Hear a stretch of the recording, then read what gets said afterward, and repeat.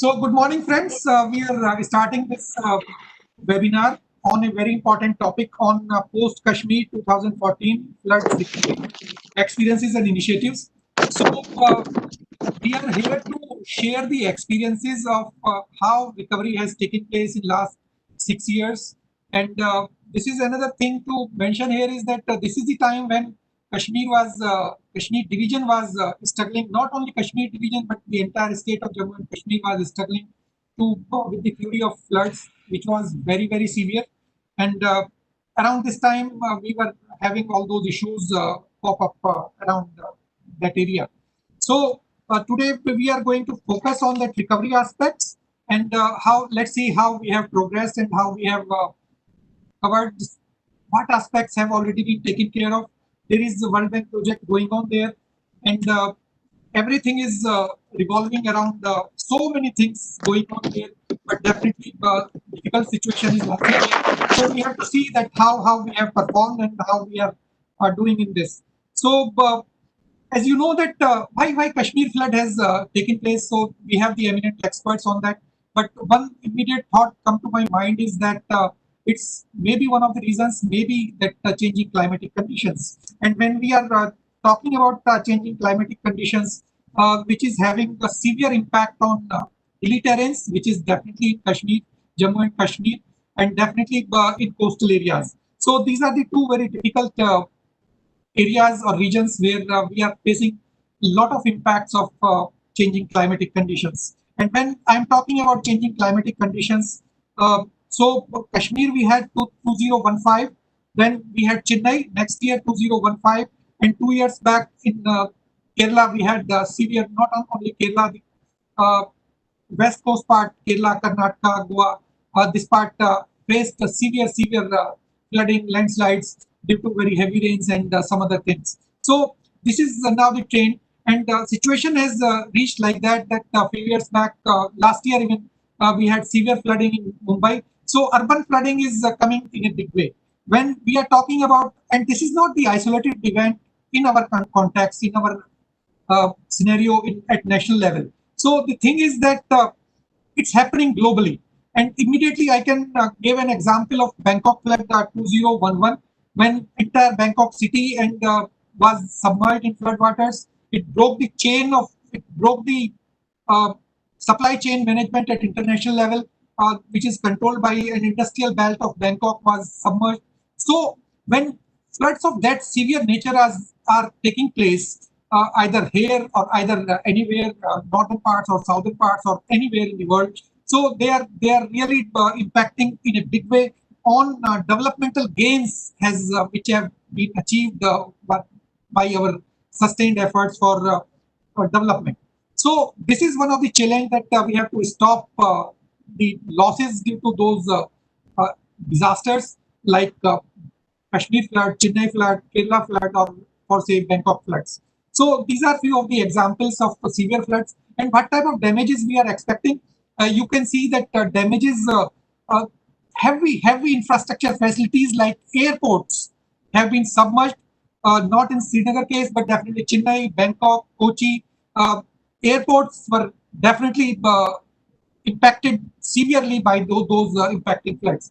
Then other infrastructure facilities, especially the social infrastructure facilities like hospitals, were severely impacted, and life crumbled during those periods. So this is a big challenge, and that's why we have a panel of eminent experts to talk about all those issues. And physical planning plays a very big role, and definitely somewhere we have done some, I can say, not with confidence, but definitely some issues have already been not taken care of while planning and developing our infrastructure facilities and our cities and our communities, habitation and built environment. So that is resulting in severe damage.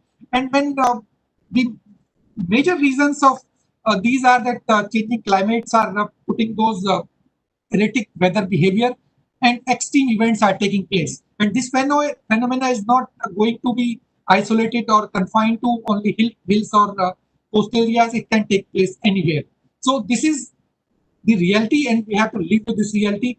this type of phenomena can happen anywhere at any place. So extreme events, we have to prepare for that. And when extreme events are taking place in the current scenario, that unplanned or replanted development, and for say urban development is really a big challenge. So we have to take care of this unplanned or ill-planned urban developmental issues. And almost all cities at national level have these issues pop up. When I gave the example of those flood water inundating our airports, it's very obvious that due to somewhere we miss those land use planning norms and spatial planning things, and we brought those airports at those places where water channels were flowing, or those are low-lying areas, or those were backwaters. So some issues are there. Then definitely urbanization is putting a lot of pressure, and we have to take care of that.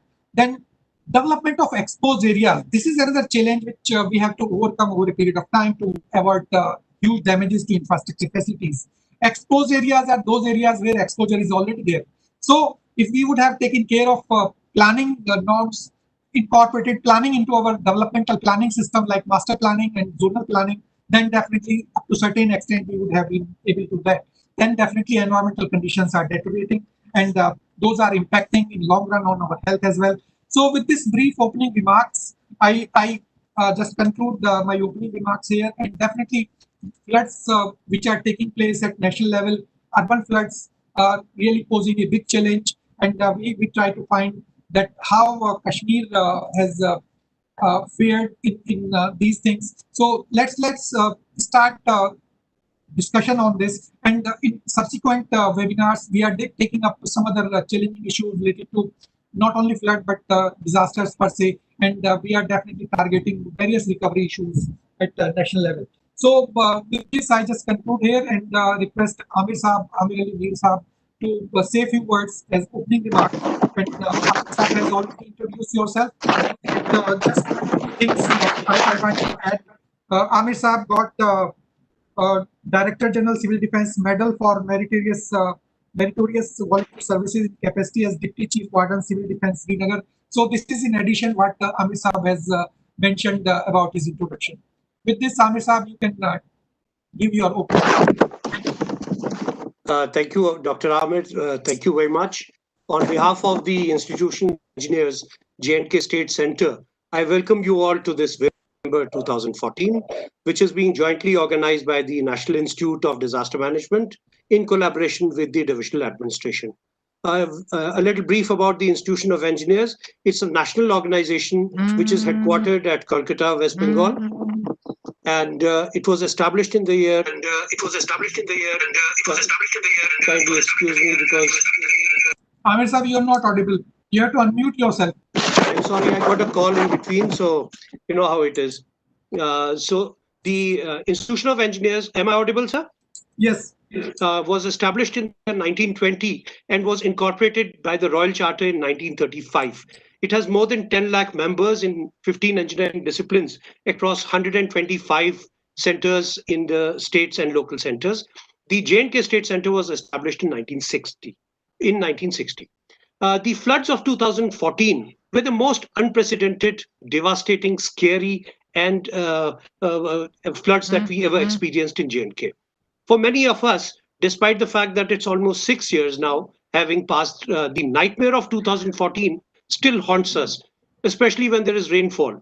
It brings back the trauma and sends chills down our spine even today, and people start shifting their belongings from the ground floor to the first floor or safer locations whenever it starts raining or the gauge at Sangam or the Ramunshi Bagh starts rising.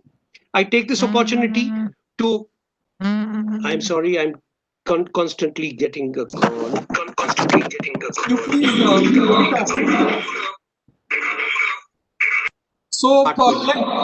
So let's Am I not audible, sir? You are audible. Okay. So we learned many lessons from floods, but unfortunately we forgot them very soon. We need to critically analyze whether we have really done enough to avert such disasters in future. The goals set in terms of short-term, long-term measures to make our city flood resilient need to be analyzed, debated, and critically reviewed, keeping in view the increased frequency of the heavy rainfall, possibly, like Dr. Amir said, due to the climate change. Now, many initiatives have definitely been taken by the government, but it's essential that the community is always taken into confidence to make them aware of the mitigation measures.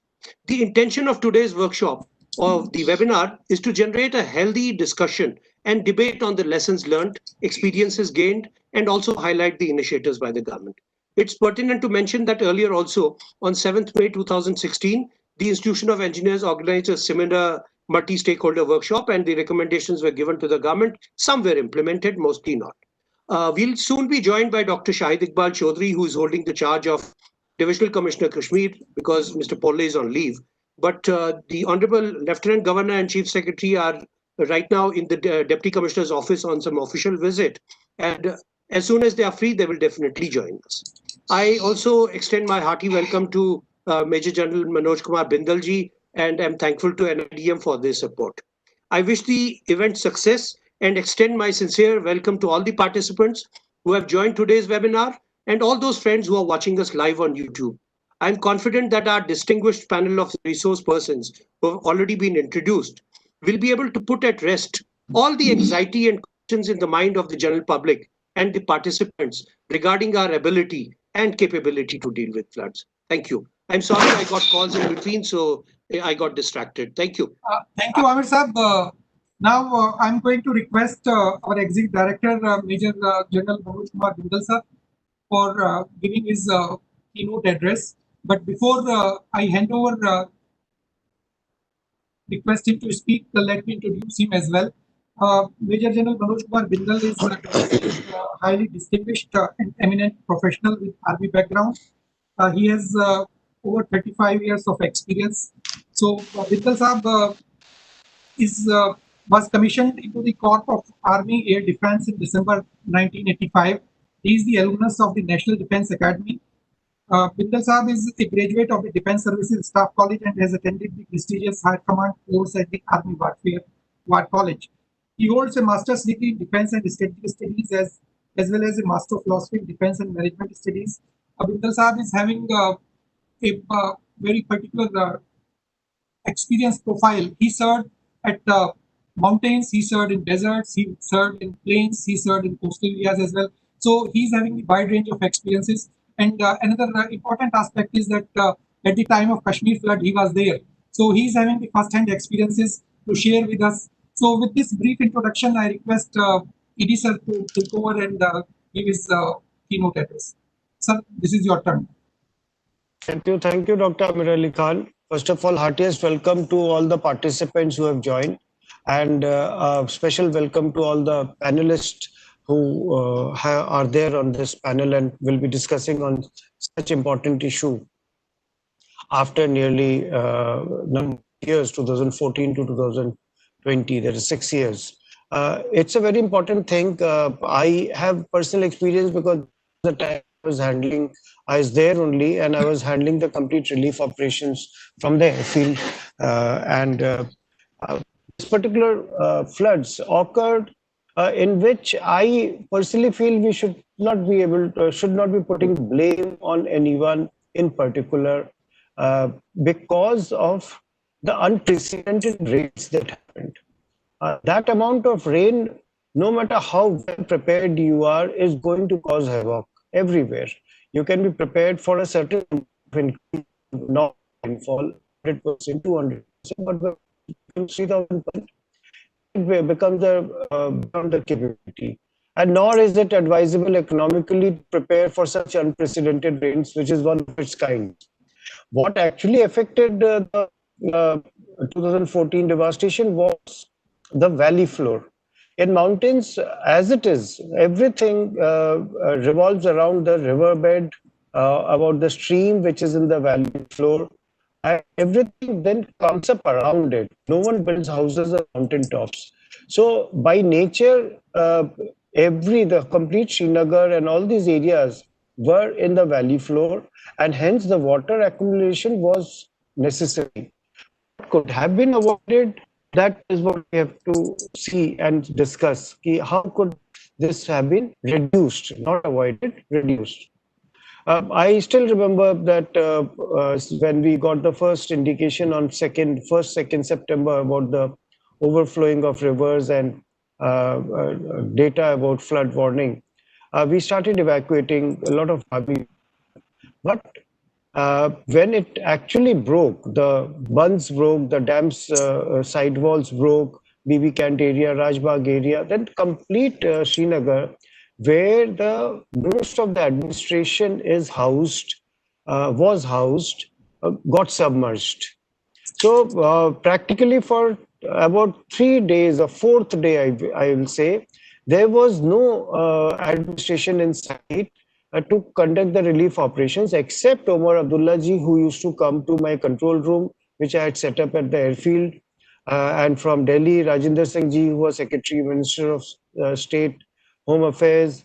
Then Mr. GVB Sarma, who's now Member Secretary NDMA, he came over. Then we had Mr. Tripathi, who was the Additional Secretary in JNK government. He came over. And then we airlifted one ADG police, I'm forgetting the name, from the Rajbagh area, from his rooftop, and brought him there. And we could get 2 police personnel from Badgaon area to set up a control room in my headquarters.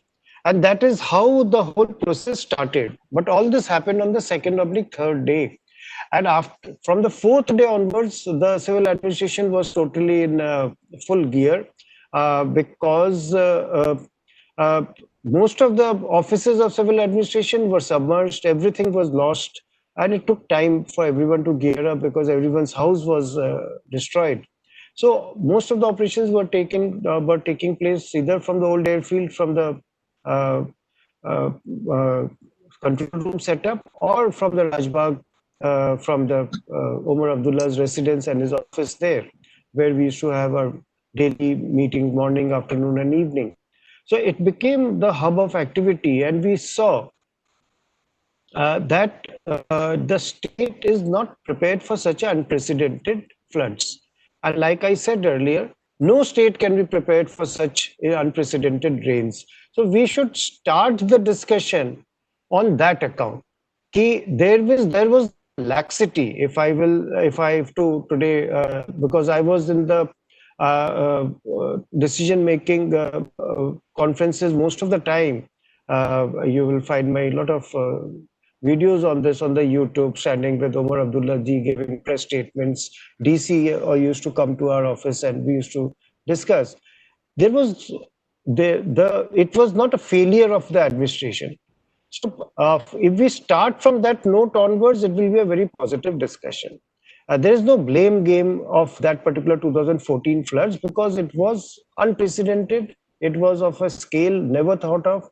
It was one of its kinds, like what we say, 1 in 100 years event. You cannot plan for it. But it has given us large number of lessons. It has given us so many lessons to learn, and some like communication. I'll give you an example of communication. The BS everywhere, the exchange is put right in the center of the city because they are so old and had been put in 100 years earlier or whatever. So, and first to get flooded because they are right on the ground floor, on the ground itself. So the communication went off. Then army had their own, that time we had just launched our own mobile network in Srinagar Valley, secure communication. So we made it unsecure, and about 160 such sets were distributed to the complete civil administration, police, and everyone to start working on it. Through that, we were able to communicate to each other. And then BSNL came up with a mobile tower, which they set up in both Rajbagh area and in old airfield, and limited communication started. So communication was a major, is a major lessons that continuity of communication, redundancy in communication system has to be maintained. During any heavy flood, the power will go out. So no amount of redundancy will help because till such time the area is cleared of water and the chances of short circuit and electrocution is not removed, you cannot switch on the power. So power will take its own time, no matter whether it's a minor flood or a major flood. But the construction of the power lines they should be so robust that they should withstand any flood. And as and when the water recedes, we should be able to switch on the power lines at the earliest. Falling of power lines, power lines getting carried away, that was because no one expected it, and I'm sure now the government would be laying out the power lines, keeping this in view that no matter how much floods come, they will not fall down, so that we can switch on the power at the earliest. Then we had a third day onwards, we had this issue of carcasses, dead body management, animals floating around everywhere. And that is the time the Municipal Corporation of Srinagar came into action, and a lot of chemicals were then flown in through the Air Force aircrafts, and a lot of stockpiling which was already there in various districts, that was picked up, and the carcasses were disposed of wherever they were, so that they do not spread more diseases.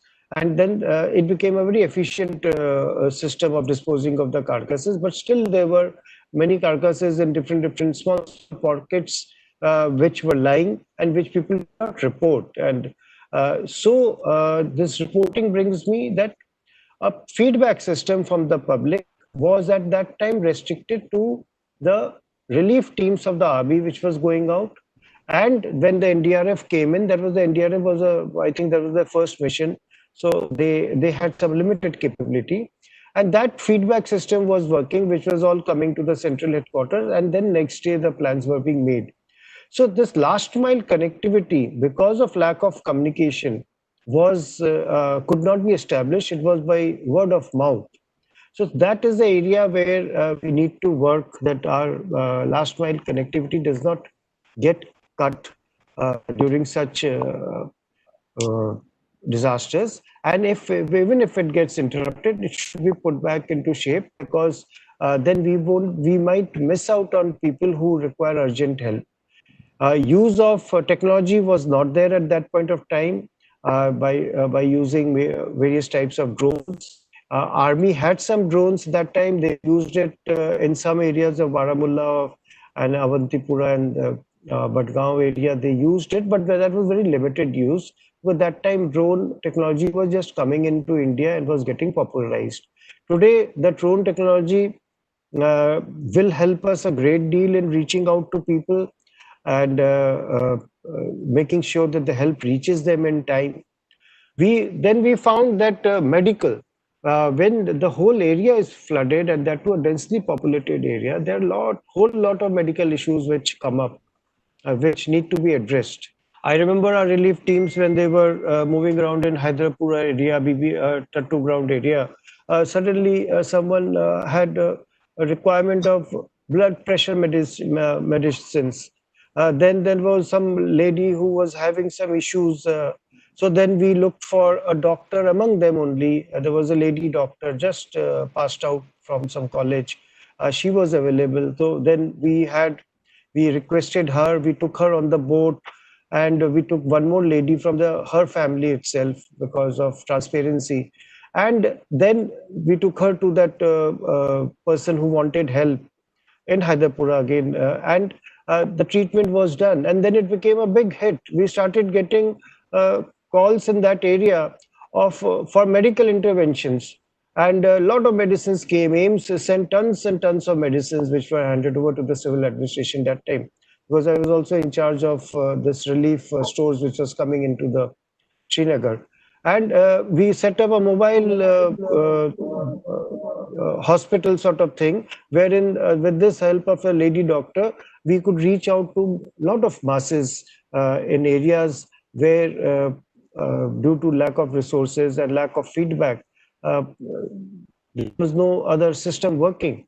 So we need to ensure, that is, I'm giving you just some examples of how the things evolved. So this particular 2014 floods in Srinagar was an eye-opener for the state government. It was an eye-opener of a flood in a mountainous region of that altitude.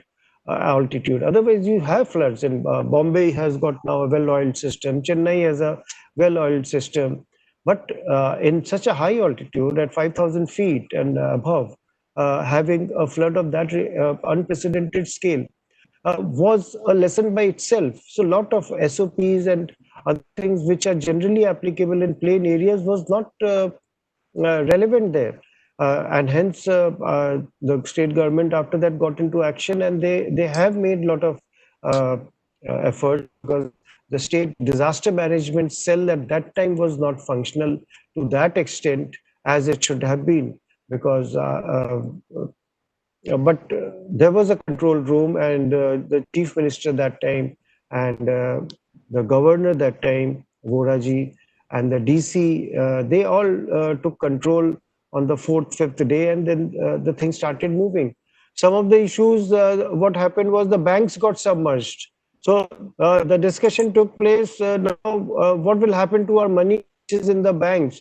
So then one of the boats, a few of the boats, and also through the various broadcast system, the DC announced that no, your money is safe. So the assurance was given to the people that don't panic. Whatever money you had in your banks is safe. Now it has not gone anywhere. So a lot of assurances are required to the public at that point of time when such a thing is there, and that can be given only by the civil administration, by the administration which is an authority to act on what they say. Then we had a large number of NGOs who came in, who wanted to step in, and he wanted to help out.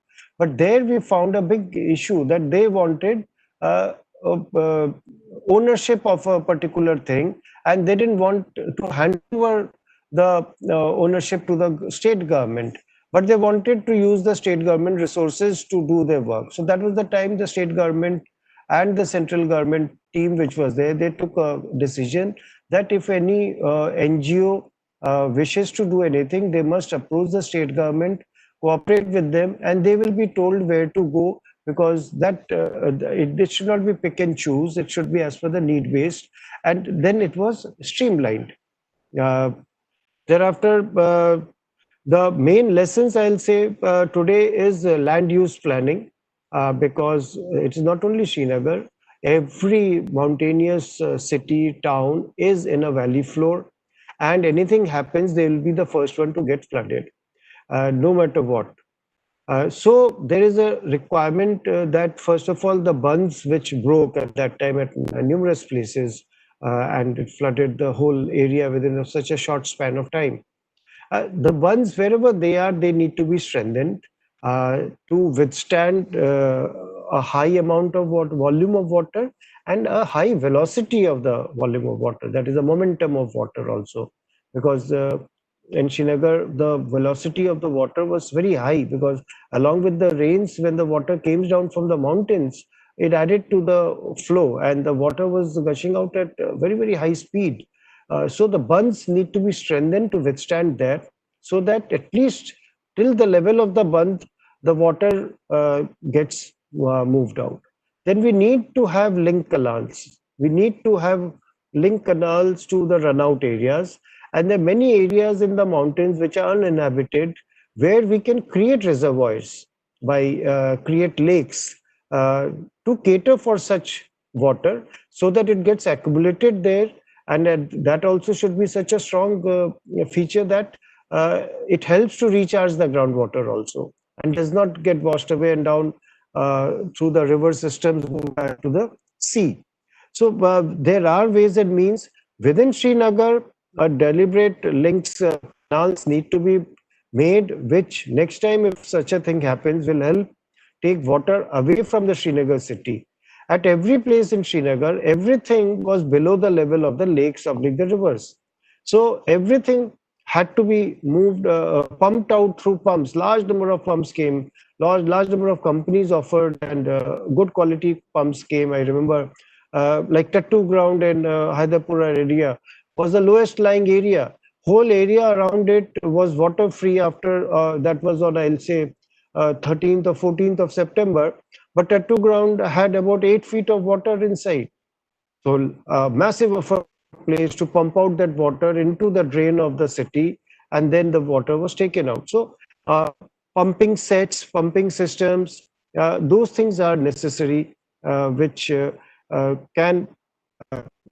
It's not necessary to stockpile them within the city. They should be there somewhere from where they can be brought in by air also if required. One of the other issues which came out was the generators. All the generators were at ground floor. Now there's a requirement that to continue with the electricity, the generator system should be at a height, if possible, on the roof of the building or on a separate structure like a water tank is sometimes made, and along with the diesel which is pumped up, so that the electricity is ensured. We remember hospital which got flooded and everyone moved to the top floor. On the third day, we started evacuating all of them. Luckily, there were no deaths in that except for one or two who were in the ICU due to medical issues.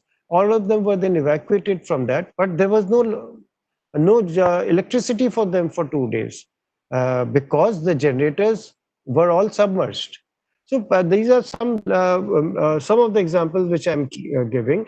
There is organizational requirement, institutional framework that has come up already. The disaster management cell, disaster management organization, Dr. Amir Ali is already here, who's running that, and now we keep getting the feeds from his mail ID when he sends us especially during the snowfall area and during the flood season, the water levels, everything. So now there is a system, but that system is at the government level. How it communicates with the local people is very important, and preparation of the community. In that, the casualties were very less, 190 odd casualties or something, but that was due to the community by themselves protecting each other, and they ensured that each and every one of them came out. And I must appreciate the youth of the Kashmir Valley who came out in large numbers with total disregard to their own safety, and they saved thousands of lives of both men, of human beings, and also many animals. And so they need to be engaged. They need to be engaged in a big way into the disaster management process, because the first responders is the community. And in such cases also, many a times the local responders, structured responders, are themselves are the affected, and hence it takes time for them to react. So with this, I will finish, because I can speak for hours since I was totally involved in that, but I will listen to others. Thank you so much. Thank you so much, sir, for sharing your experiences, and you have really brought out a few of the takeaways from your experiences. Like definitely it's unprecedented in nature, no doubt about that. Then you highlighted the importance of developing redundancy in physical and social infrastructure. So unless we develop that to create that resiliency at local level, we can't beat the unprecedented nature of that type of disasters or floods or that thing. Then you definitely highlighted the need for modifying the SOPs or whatever has already been developed for countering floods at the plains and coastal areas. So it's a special nature of things which we have to definitely work on. Then land use planning has to play a very important role, and we have Iftihar Hakim Saab to address that special planning and developing the resiliency. So we are taking care of that. Then Band is strengthening and all those things. Iftihar Kakru Saab is talking about that. Flood management, Iftihar Kakru Saab is developing all those things, and I think Srinagar has already having link canal and all those things. But we have to see how to perform. Those have performed at that time. Then this redundancy, like not functioning of generators and alternative mechanisms for hospitals, life support system like water supply, sanitation, electricity, communication, and all those things. You properly highlighted all those things. Thank you so much, sir, for enlightening us with your experiences. And thank you once again for this thing. And now we have to move to the first technical presentation by Iftihar Kakru Saab. He is going to talk about the event and post-flood management experiences in Kashmir. So, Iftihar Kakru Saab, you can take over now. And he has already introduced. He is Okay, so the just give Senior Flood and Irrigation Department. Yes, please. Okay. This is your turn now. One second. Yeah.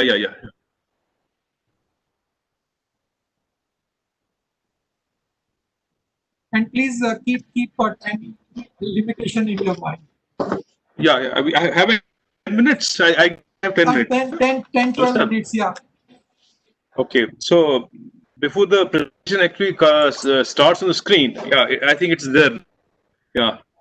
Is it there? Can you see the presentation? Not yet. Yes, it's coming. Yes, it's there. So my presentation is basically two parts. The first part would be the event itself, and the second part would be what we are doing. Okay, so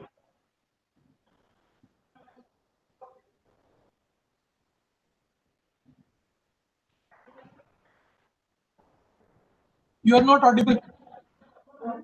1 second, sir. It's okay.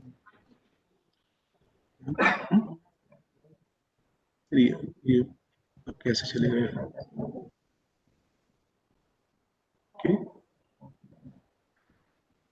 Okay. So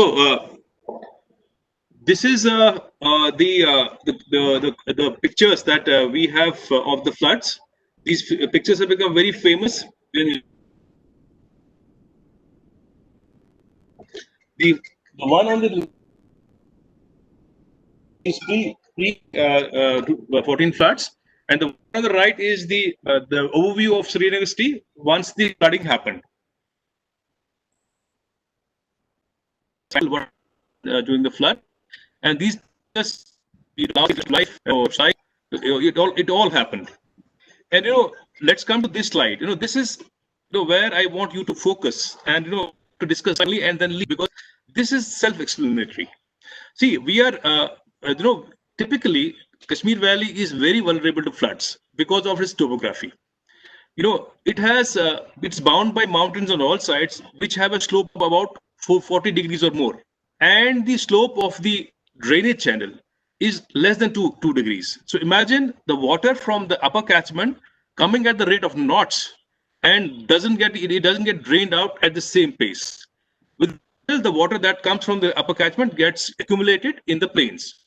Irisa was mentioning about I would like to make a small correction here. The problem with us is velocity itself. The water velocity is much less than, and that is why a lot of hydrostatic pressure gets built on the embankments, and it sometimes results in breaches, or in most of the time results in inundations. So imagine something coming from a slope of 40 degrees or more, and then getting stuck in the drain, which has a draining slope of only 2 degrees or less. So this is actually the problem. The problem is precisely this. And this is another slide of the that explains the topography. You'd see that this is the on the left side of the picture are the cross section. On the right hand side is the top view, and you can see the slopes are very steep, and the blue line that you see towards the right hand side, this is River Jhelum. Okay, and you see closer to the right hand side and far away from the left hand side. So nature had made Kashmir Valley in such a manner that the left bank, the area on the left bank was a natural absorption or an inundation basin, and the habitable area was on the right hand side. And this was what prompted the engineers at that point in time to have the embankments in such a manner that the right embankment was higher than the left embankment. So it was meant to be that the water coming from the upper catchments or from the south of the valley, was supposed to disperse on the left hand side.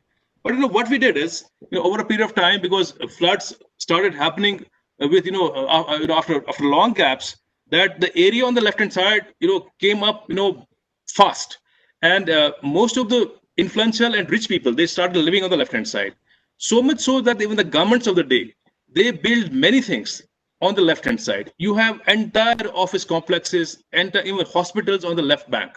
And they did not consider the aspect that the left hand, the left bank, or the area adjacent to the left bank is supposed to be an absorption basin. By nature, Kashmir Valley was supposed to come up in terms of habitations on the right bank, or the areas, or areas in proximity of the right bank. But most of the new development that took place is on the left bank, and it was bound to happen. We had to face the consequences of this ill-advised development. So this is another picture, which shows that Kashmir has a history of floods.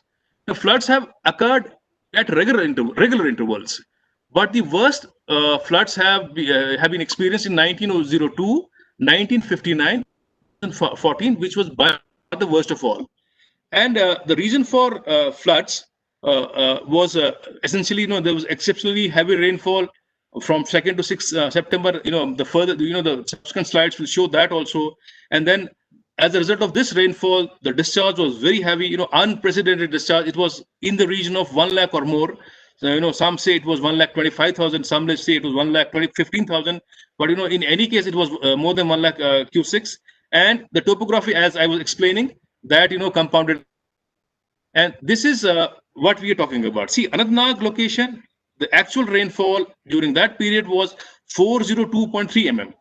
And the normal is 32.9 mm. So it was 1,222% more than the normal. Kulgam was 1,259% more than the normal.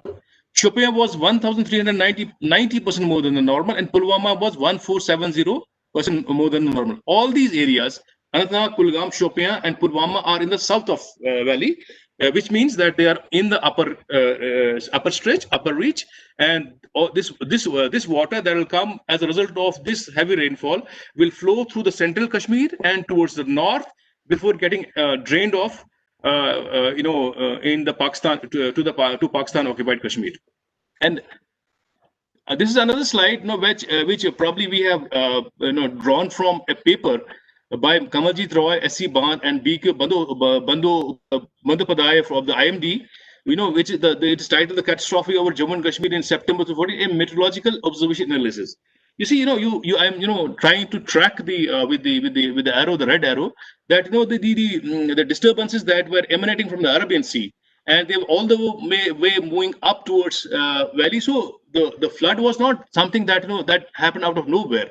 The signals were there. The clear indication of what was going to happen were there. Only thing is that probably we missed it. This is the gauge. So we have this very familiar gauges of Sangam, Ram Munshi Bagh, and Asham. These are in the south, in the central, and in the North Kashmir, which kind of indicate the level of floods that we are currently in. In Sangam, the flood alert is 18, and the flood declaration is 21 feet. At Ram Bagh, the flood alert is 16, and the flood declaration is 18 feet. And in Asham, the flood declaration and alert is 14 feet. So this is, you will see that in 2014, Sangam breached 34 feet when the flood alert or the flood declaration is only 21 feet. And it had also breached in 1992 when it had gone past 32.60. In Ram Munshi Bagh, the level that we recorded in 2014 was 29.50. 29.50 against a flood 18 feet. And Asham, the flood declaration, and we reached a level of 19.35. The pictures at the bottom show how spanned out in terms of floods at Brajbagh, Abiguzar, and GPO. The entire Srinagar city was looking like a lake or a sea. The expanse of water was so large that you would only see water and tall buildings. There were no roads were visible.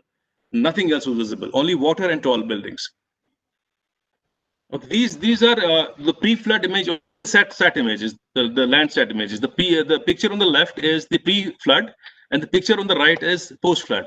You see the blue. That is you see Wooler Lake also there. You see the river, the expanse of river. The blue area is the area which was completely submerged. This is the area where the river Jhelum spread. in terms of the discharge. I want to have you have a look at this slide. It's a very interesting slide. No, the red is a Sangam gauge, the blue is Ramunchi Bagh, and the green is Asham gauge. Just look how rapidly Sangam was rising, and the arrow that you are seeing is basically a flat curve. This is the time when the days when nothing was happening in Srinagar, and Sangam was rising and had started spilling over the banks, and because it was spilling over the banks, the discharge was not it normally does. When but we now willing to register or acknowledge are a flood area. We have to live with the fact that we are a flood area, and the trick is now how to manage or how to deal with these floods. So this is another a small example of June 24, 25, 2015. So the normal mm per day, but it was 1,004%. All the people is how effectively we manage the floods. So now we come to 2014 floods. What we typically do is that this is what we have done last year. We are basically what we do is we strengthen embankments. We also do some removal of resection works. Then we take care of the vulnerable spots so that our flood flood channels, the river system, which is the river Jahilem, the flood spill channel, or the various tributaries, they are in sufficiently good condition not to be breached. As Edisa was mentioning, that we have to ensure that our embankments are strong enough to withstand some degree of floods, be it medium level flood or maybe more than medium level flood, because high flood in any case the problems are entirely different. So these are some of the pictures that we have done on these river, on the nalas, and on these mostly on the nalas, and also on the river. These are works that we normally do. You see at Shivpura there was a breach, so we have used the modern material like geomatrices and other things, and these are quite now successful. And these are some of the things that probably I will skip because I want to come to the long-term preparation. And this is what we generally do during floods, or to deal with floods. There's a constant exercise the government does for tackling the flood eventually, because now that we understand that floods are to be in prime condition to deal with floods.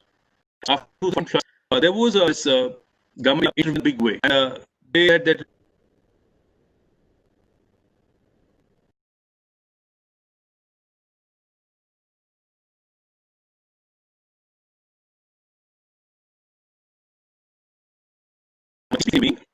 so in the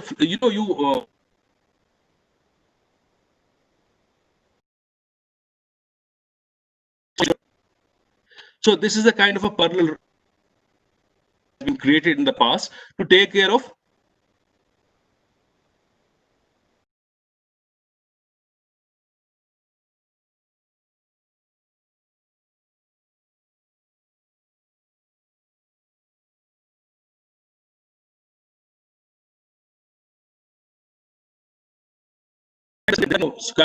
cost constraints, but these were actually acting as obstructions. So these are a couple of bridges. One was under phase 1, plus we also targeted the re-sectioning of flood spill channel. As we have now, what we have done is we have first re-sectioned it up to a width of 30 meters. So this silt channel has been silt has been removed. Bridges are in advanced stage of construction. At Naidkar, doing this, that this is Naidkar picture. We are one is that we are making a new bridge, and also if you see the top left-hand side picture, you see the black arrow, the purple. So we are moving the embankment towards the right-hand side so that we are able to have more area of the channel, and the channel is in a position to take more discharge. so that the draining capacity of the river system, by river system, I mean River Jhelum and Flood Spill Channel, is increased substantially. So, and we also have done, because there's a PMDP2 also. PMDP2 is 1,623 crores. We haven't started that yet, but we hope to start it this year because the funding has been assured, and we will be tendering that work very soon. And PMDP2 actually, what it envisages is that we attain the original width of Flood Spill Channel, which is 80 meters width. And then also we are doing some flood protection work. And more importantly, what we are doing is the outfall channel, which starts from Sopore and ends in downstream of Baramulla. It is called outfall channel. It is being widened by 40 meters. The idea is to improve the drainability of River Jhelum, so that we are able to accommodate discharge. That I'll come to that later, that how gradually we are moving towards attaining draining capacity of the river system. I'll come to that later. And this is PMDP2 will start this year, and it is targeted to be completed in 2023, subject to availability of funds, because it's a very big project, 1,623 crores, and with it's a 70-30 funding, 70 central and 30 state, and funding is assured. And this is Hokersar. What we are doing in advanced action is that Hokersar, because the wetland, it had all completely got silted up. The migratory birds were affected. So what we have done is, we have excavated the channel, and then we have made a channel for the wetland, and we have also made a pond for wetland. This is basically on the directions of the National Green Tribunal, and we are also regulating the flow there, so that at no point in time is the wetland dry, or it is constantly has some degree of water for attracting birds. So this is what we generally do. Mr. Amir will, I think, talk about this, this is we are now moving towards some kind of automation with regard to flood forecasting. So what has happened that all the resource of the Central Water Commission, the IMD, and the Irrigation Flood Control Department have now been clubbed. So we have these automatic water level recorders, which give us discharge on a real-time basis. And we also have many other tools. We have automatic rain gauges. We have now these Dopplers that give us images, that give us forecast. And there are a host of activities that are going on by all the three departments, which is Irrigation Flood Control and Central Water Commission. The idea is to have real-time information about flood forecasting, about weather, and about how the flood situation is going to pan out, so that there is advance warning, and there are the governments of the day are in a reasonably good position to tackle the floods. So this is the committees that we have. I think I will skip this, and I will now come to this. This is the data dissemination. The automatic water level recorders, the rain gauges, and the acoustic Doppler profiles that we have.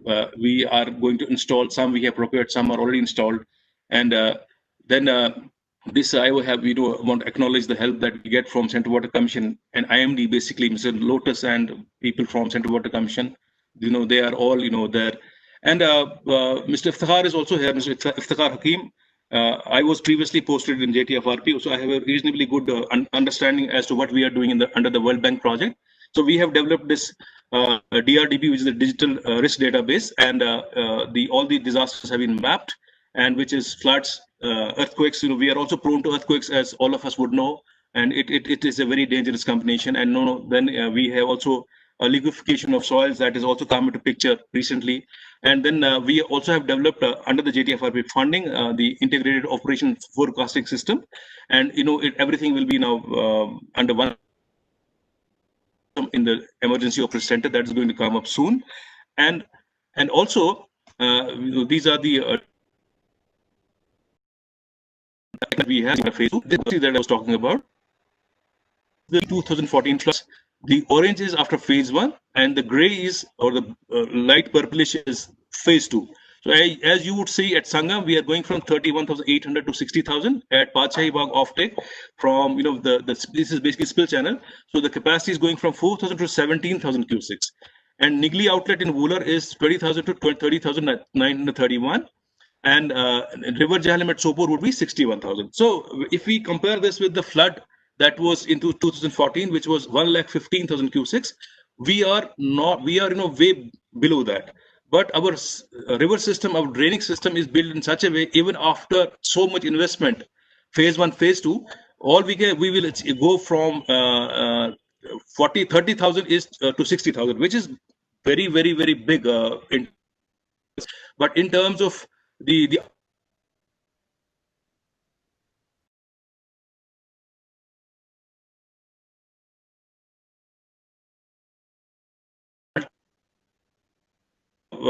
flood management mitigation is being studied, and there are a host of options which we had also suggested, the irrigation department had also suggested, which was kind of the additional structure and non-structural measures that we need to take to tackle a flood of that 1 in 100-year return period, which was 1,15,000 cubics, and this is one option, yeah, that is being studied on JTFRP, that we are studying the possibility of creating storages in the upper catchments or the tributaries.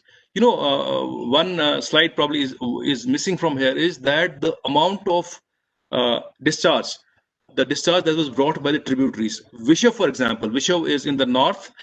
Vishav alone got about 36,000 cubics. Out of 1,15,000 cubics, 36,000 cubics was carried by Vishav itself. Rambiara was around 15,000 cubics. And then you have Lidar. That is also very, very, very nasty. It may be very beautiful during normal times, but during floods, very, very nasty.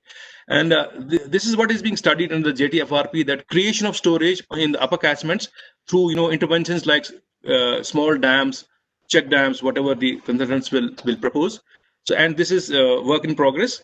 And this is the Dogripura channel that is often being talked, that creating a parallel flood draining channel right from south to north.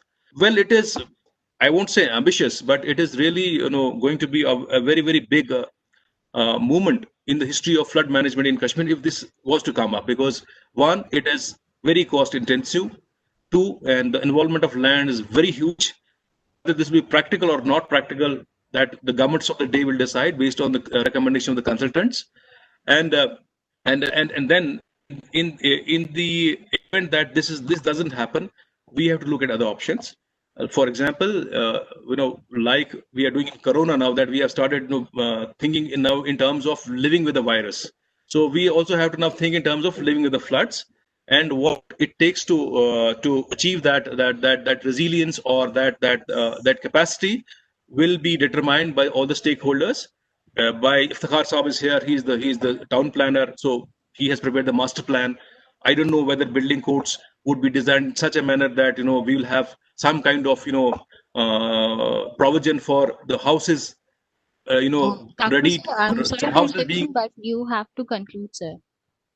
I will. This is the last slide that I have. Okay, sure. So, but this is the last slide that I have. So it will be a collective decision of the government, of the experts, that what is possible. If we talk about 1,50,000 cubics, the department is working towards attaining a capacity of 60 to 70,000 cubics, and then we trust in him, and we trust in our capacity to manage floods if they were to happen of the scale of 2014. I thank you very much for giving me this opportunity. Thank you very much. Thank you, Iftikhar Kaku, sir, for your brief presentation on post-floods recovery. I'm sorry to say that Dr. Amir Ali Khan, sir, having some technical issues on his behalf. So he has told me to continue with the webinar session, and I would like to request Jian Kasper, sir, to please present his technical session. I will share the presenter right to you. Sir, please be ready for this. Very good morning, respected General Bidil Sahab and friends from the state government and from the central ministries as well. And my presentation depicts as we managed the post-flood sanitation and cleanliness crisis. In fact, a situation was presented by the nature, and it was left to the people on the ground to manage it and to bring back the Srinagar city to its normalcy. And you would appreciate that, as Chief Engineer Irrigation Flood Control had mentioned about the meteorological phenomena which occurred during the 2014 flood, which was quite unprecedented since last 100 years. And it had caused huge losses of over 40,000 crores as calculated by the Revenue Department. Chamber of Commerce, Kashmir calculated 1 lakh crores. And as for the damage to the structures was concerned, which was about 95,000 structures in Srinagar alone. And I think 45 precious lives were also lost. And beyond this, everything got into topsy-turvy. If we look at the submergence of the city and what happened before the onset of the flood, we had, as Chief Engineer mentioned, about the south of Kashmir. It was huge flooding taking place there, and Srinagar was still not in danger. But there was no flood of the magnitude as we had in the South Kashmir. And a very wrong administrative decision was taken, which created huge havoc for the rescue operations. Most of the shikaras, I think 300 shikaras, were shifted from Srinagar to the South Kashmir. And it was left to the army, and General Bindal was coordinating. I had I remember meeting him at the Srinagar airport when Union Home Secretary was also there. I was there to receive materials and machine. And General Bindal has already given a huge overview of what was happening around that time. And let me come back to this. 77% of the area was inundated, and 47% of the inundated areas were submerged, which was around either the Jhelum or it is these side canals.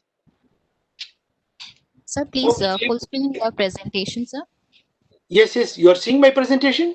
Yes, sir, but please full screen the presentations. Okay. The down below icon so that people can see in enlarged form. Okay, how to do it? Sir, in the down you have 4 options. So full screen presentation, sir. कस्बा साहब सबसे नीचे जाके यहाँ पे जो बड़ा वाला आइकन है उसको करिएगा. Right side, sir. Right side. नीचे आ जाइए, बिल्कुल नीचे. Yes, sir. इसके बराबर में लेफ्ट साइड में आइए. Left side of the scale, और लेफ्ट में आइए. नहीं, और लेफ्ट में आइए. और लेफ्ट में आइए. यहाँ पे 89. हाँ, ये इसके राइट वाला. इसके राइट वाला. नहीं, इसके राइट वाला. चलिए इसको एक बार दबाइए जहाँ पे आप आए हुए. Copy full screen. Yes, I think it's okay. Yes, now? Now it's okay. Now you would see the affected that critical infrastructure. Our hospitals, most of the hospitals, leaving aside Sovra Medical Institute and Jawaharlal Nehru Hospital, which were left because of their locational advantage.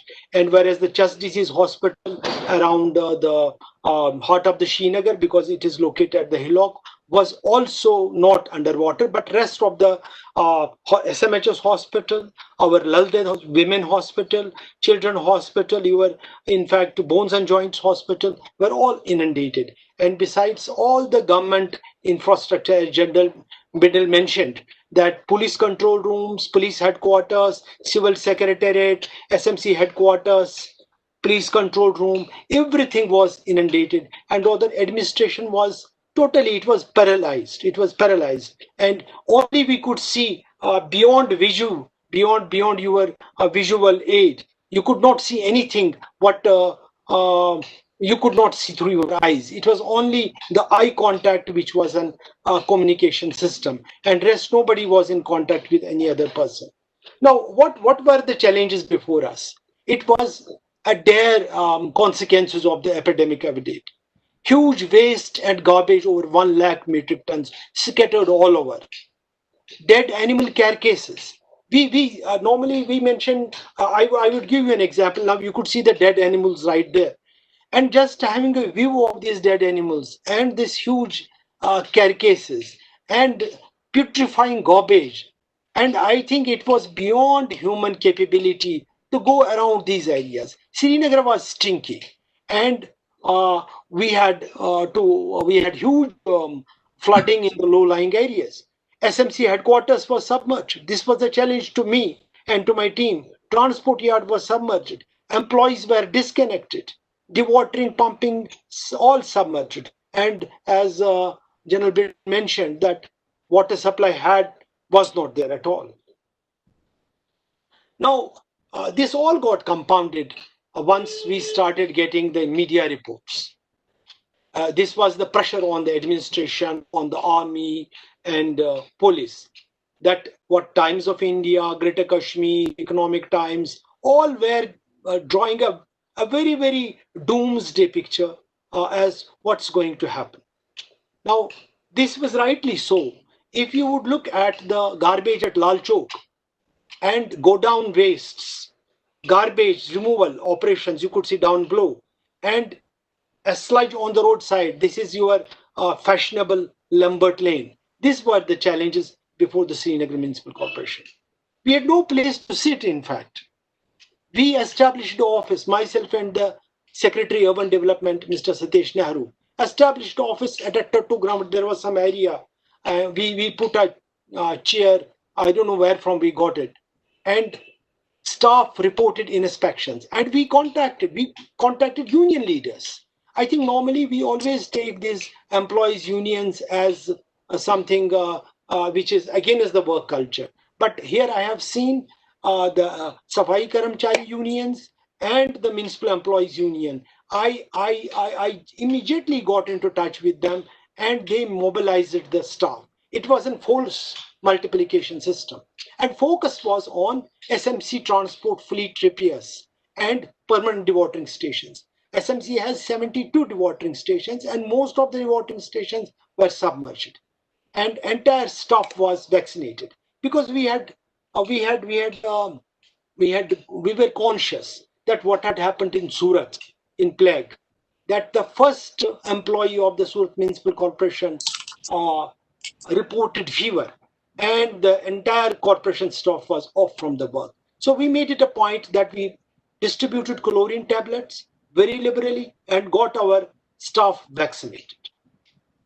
Now, we also established makeshift offices to makeshift administrative office was maintained by the then CM at the Hari Niwas as flood control and was somewhere in control room. Radio Kashmir started operating from Shankaracharya Hill.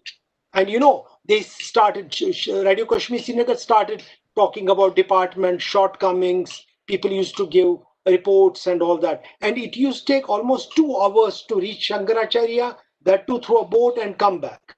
But I decided not to go to Shankaracharya, but to get busy with the work, because for me, 2 hours was a huge time. Greater Kashmir even shifted to the Rangret because there was no place for the media to operate. Now, what was the crux of things? What was changing? What was important decision?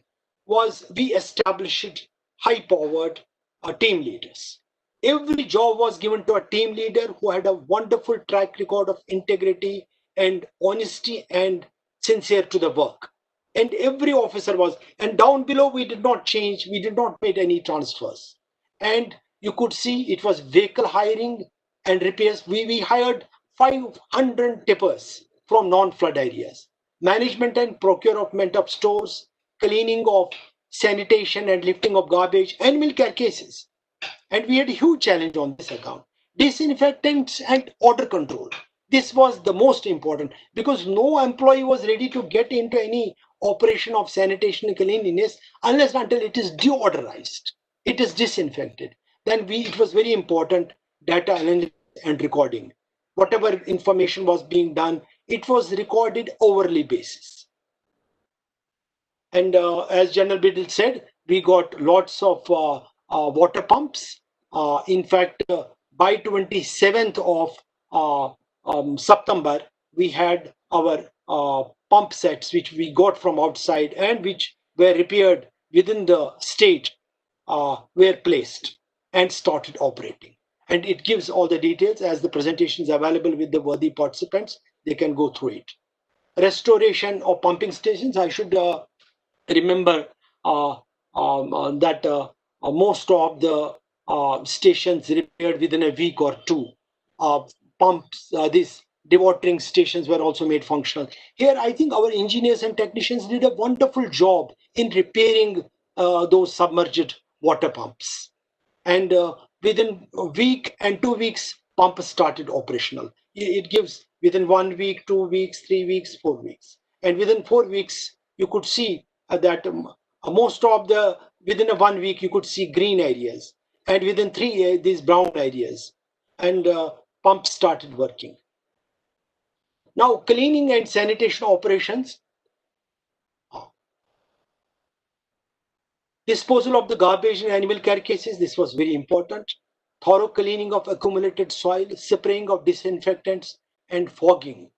And you will be surprised, 17,000, almost 18,000 truck trips to Assam, about 1 lakh metric tons, and disinfectants and odor control. I think it's very important, I would say, for preparing anything, because a chief engineer irrigation and flood control mentioned, perhaps we'll have to live with the floods. And I think we may not be able to stop flooding in future, but few things on the resilient front we can do. As for disinfectants and odor control, this would be the first step. I think the chemical like sanitary, had it not been with us, and I am grateful to Excel Industries, Mr. B.R. Sharma, Financial Commissioner, Planning and Development, he first of all from Delhi procured the disinfectants, and sanitary was at the top of it. And about General Bindal mentioned, animal carcasses 1,686. Out of them, almost 687 were, 999 were large animals, horses and cows and buffaloes. Most of were salvaged from the army dairy unit at Chattabal. And you could see that these sanitation operations, this red gives you the area of 2014, what we did. Green is the 2013. And we had an excellent arrangement at Assam that every truck was photographed automatically. Every truck was weighed with its weight once it gets into the gate and then leaves back. Now, garbage collected, you could see that with the truck trips and all that, this increase. And even one day, I tell you, it was beyond a human capability how SMC employees, 5,000 to 6,000 worked. We even had 500 truck trips to Assam in removing the garbage and the stinky decomposed material from the steel. Animal carcasses, you could see by September 22, and I think most of the carcasses were removed, but we kept on getting reports subsequently even up to 20th of October. But major work was done between 16th of September and 24th of September. Now, number of locations, it was very important to cover all the locations. Now, even today we see in the COVID, we go to the homes and areas where you have the infections, but here every house, every institution, every location was disinfected. Every area was given the sanitary so as to make it fully odorless. 11.90 thousand liters of chemicals were used, 54,700 kgs of sanitary were used, and as for 52,942 black oil was distributed. Kasba sir, please try to conclude. I'm concluding. Cleaning and sanitation operations, you could see some photographs. And one thing was very important, not a single disease was reported from the Srinagar. That's what Director Sher-e-Kashmir Medical Institute said. Yeah. Then this was the midnight of 23rd of October. You could see we had lost our biological clock, whether it's a day or night. We used to work day and night. And I have few recommendations to make. One is that we should study the Sabarmati river bank embankment for 16 kilometers, starting from Parimpora to Pampur, from Pampur to Parimpora. If the embankment on the Sabarmati Gujarat model is adapted, we could protect the city for future. And another important thing is every house, every institution should have odor control and disinfectants with them. And last but not least, CDMA phones. It is very essential. Indian Army came to our rescue, and we also reciprocated, which was well acknowledged by the Chief of the Indian Army, who gave me the commendation card at a special function. Thank you very much. Thank you so much, Kasba sir, for maintaining the time limit and everything. You really did some marvelous work. Thank you much. Thank you. So thank you so much for. Thank you, General Bidil Saab. Thank you, Dr. Ahmed. So thank you to you for agreeing for making this presentation and highlighting the importance of the efforts made at the time. And definitely those need to be documented. And I think you have already documented in form of a book, and some clippings were also. And my book is shortly there, and Dr. General Bidil would be writing the preface. Okay, very good. So it's wonderful. Thank you so much. And questions we definitely take towards the end. So now I request Professor Shakil Ramshu Saab for sharing his experiences and lessons learned from those floods. And Ramshu Saab is definitely an eminent academician who has served in Japan as well, and in Delhi, in New Delhi as well. Ramshu Saab, definitely his area of specialization is hydrology, glaciology, and climate change, and his expertise is revolving around these 2-3 main topics. So with this, I hand over session to Ramshu Saab with a request to maintain the time limit of 10 to 12 minutes maximum. Thank you, sir. Ramshu Saab, it's your turn. Yeah, would you please allow me to share my, PPT? Yogita, please allow that share. How come? I don't know. Yeah. Okay, it's there. So, Sir, you can see my screen right Yeah, now? I can see it. So please put it in the full slide mode. PPT mode, yeah. Yeah, full screen mode. Okay, sir. You can proceed and I can forward this. Yeah. So I will. Okay, good afternoon, everybody. So, good afternoon to all the dignitaries and to the attendants, distinguished participants. So the title of my talk is basically what are the lessons that we need to learn, or we must have learned, in order to be ready for the next event. So if you go to the next slide. Yeah, so these, since the last years, so you will see these type of, this is almost a 6th year. We are, having this workshop. Every year there are workshops. Immediately after the floods, I also organized one of the brainstorming here where we said the retrospective and prospective of 2014 floods. I think this was almost, I think I organized it here in the Kashmir Valley, and we gave short-term, long-term, medium-term measures, and we, distributed this to all the stakeholders in the form of a booklet. And there are many, articles we even see today. These days also people are talking about, but honestly, this is my understanding, and maybe some of you will also agree, that we have really not introspected till date what went wrong in that 1 week of, some of the participants before me also talked, but we never introspected it. As an individual, I never introspected it. As a society, we never introspected it, and the government never introspected it. I think there was a great learning if we had introspected. I mean, because all of us, I will say, as individuals, as society, as government, as many of my predecessors were also saying, you know, how did we struggle about it? And immediately, you know, even next 2 years, I was writing, you know, anniversary of this. I think there is this. I think I've not been able to, you know, introspect it. Next, please. Yeah. So there are, you know, a lot of papers have come. Papers have been written about it from the academic point of view. We also, our group also published 2-3 papers on it. We try to see, we introduce our group, you know, we try to look at the drivers and we provided some mitigation strategy also, how the climatic, geomorphic, anthropogenic, you know, human factors led to the 2014 extreme floods. So if you look at the you know, Kashmir Valley, the geomorphic setup of the is such that we are very prone to the floods. Flooding is not new.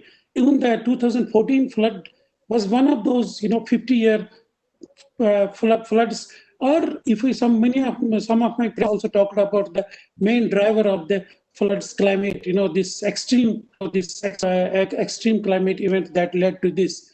So we are used to that. But how, I mean, how the people have been in the past handling these disasters, and how did we fare in handling of these disasters? I think that there's a critical, you know, need for a critical evaluation of that. Next, please. So I will be, you know, repeating some of these things that, so I will be repeating predecessors also talked about, but I will briefly, you know, I will try to make sure that I'm completing it within not 12 minutes, but 10 minutes. But look at the flood, you know, hydrograph.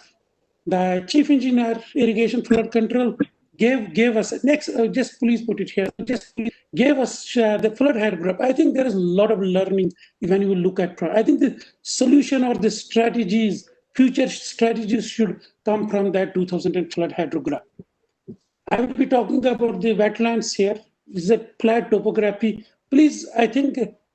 So, please, would you please put the previous slide only, unless I tell you to move it? Yeah. So the urbanization that has taken place in the, you know, indiscriminate urbanization of the floodplains. So people use it to look down upon the people who will make their houses in the floodplains just 2-3 decades back. Nowadays, there is no distinction. You know, in Kashmir, you can build a house anywhere. So you don't care whether it is in the floodplain or not. So I will be talking about the, you know, damage assessment. The way that the damage assessment was done. Was it really 1 trillion? Was it really 1 lakh crore?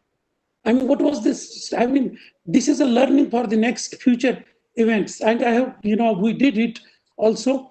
I will be briefly talking about that. And also, we are a lot of people talking about World Bank has come to our, you know, help. That there's a PM, you know, development package also where.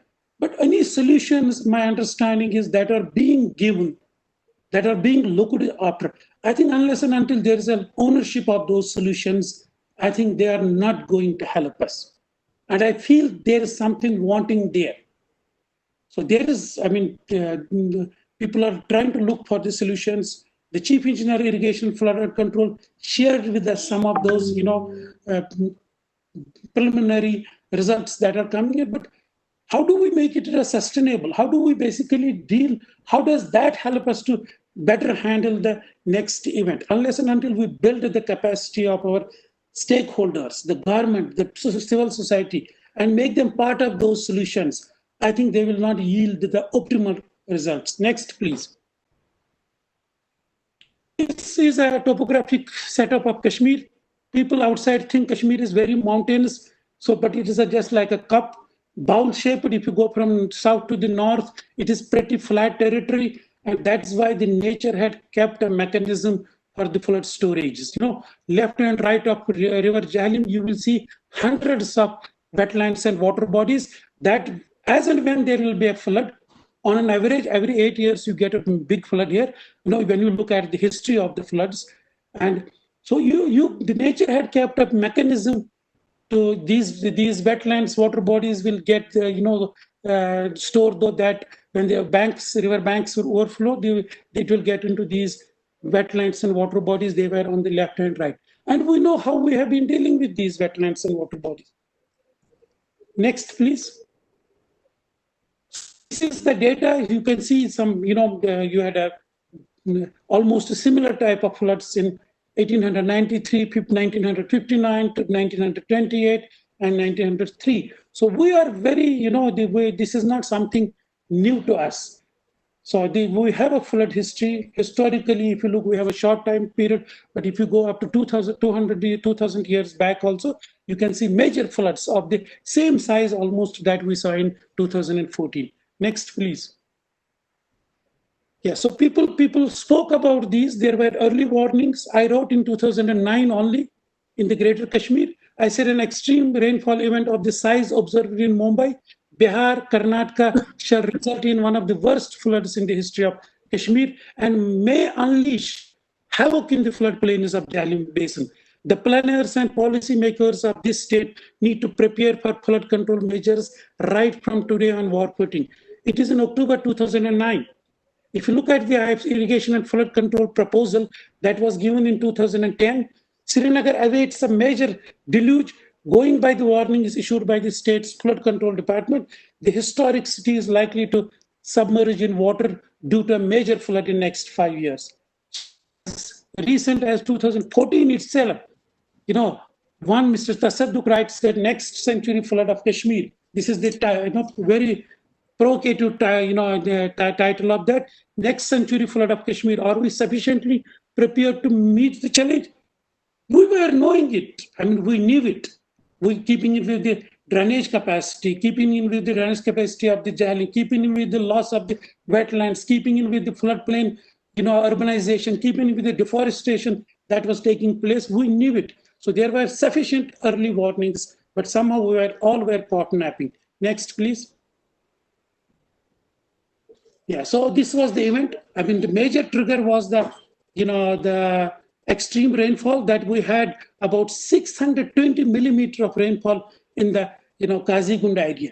So if you see in the Pir Panchal, we had a lot of water that was coming down in there. So this was the main trigger for the 2014 flood. Next. Yeah, please go back.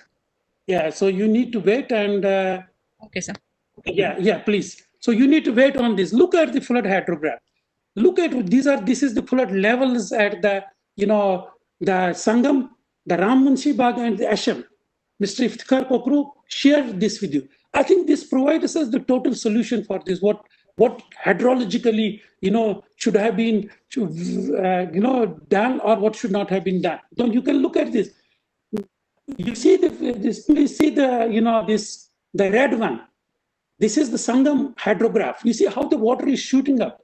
Look at Srinagar. Our chief flood manager of that time, the chief engineer. Look at this dip here. He came on the radio and said that Srinagar is safe. It is on record. He said it here. This dip you are seeing at the Ram Munshi Bagh, and then see what happened. As a hydrologist, if you look into this flood hydrograph, you have almost 90% of the understanding of this 2000 flood. The last one, look at what is happening at the Ashim near the Wular. Wular is not allowing the flood hydrograph. The water level is near. Look at the last one. It is just pretty flat. The Wular is pushing back the waters into the Srinagar city, and this waters you are seeing at the Ram Munshi Bagh rising is because water is being pushed from the downstream of the Srinagar. So it provides a lot of understanding for me as an hydrologist. I think it provides, and it should have guided our strategy from 2014 up to now. Whether it was the dredging, the irrigation and flood control did a lot of dredging. There is no doubt on it. But was it really as per this flood hydrograph? Where should have been the dredging concentrated? Was it downstream of Srinagar or upstream of Srinagar? The flood technically this provides you all those guidelines. Next, please. Look at this. Look at the 100 years history of Wular. Wular, the nature or the god, whatever you say, has purposefully put Wular where it is today. It is to save the Kashmir from the major floods of the size and magnitude that you saw in 2014. 100 years back, Wooler today. Look at the drainage capacity of that Wooler. And one of the main triggers of the depth and the levels of water that we saw in Srinagar was this. It is not allowing it. In fact, the water levels, the gauge in 2014 in Wooler was less than 1992, 1 feet less. This is a lot of insight. I think this needs to be looked into, and probably people have already looked into it, but it should guide our future strategy. Next, please. Yeah, look at this. This is a very important, cross sections. Look at the Jahlim from south up to the north. I think this provides us a lot of, why did we see so much of breaches in the Srinagar city? I mean, look at very important place here, Kandizal. Why does Kandizal always breach, always breach? You can this type of a profile, this type of the outlay of the Jahlim will provide a lot of information about that, why we did see more than 22 breaches in the Srinagar city itself. I think this and we publish it. And I was hearing, Mr. Iftikhar Pakru saying that we are going to increase the channels. Please, when it comes to engineering the rivers, this is a tectonically, active system here. So we have a paper published on this, this understanding only. So if we engineer these tectonically active systems, we never know what it will lead to.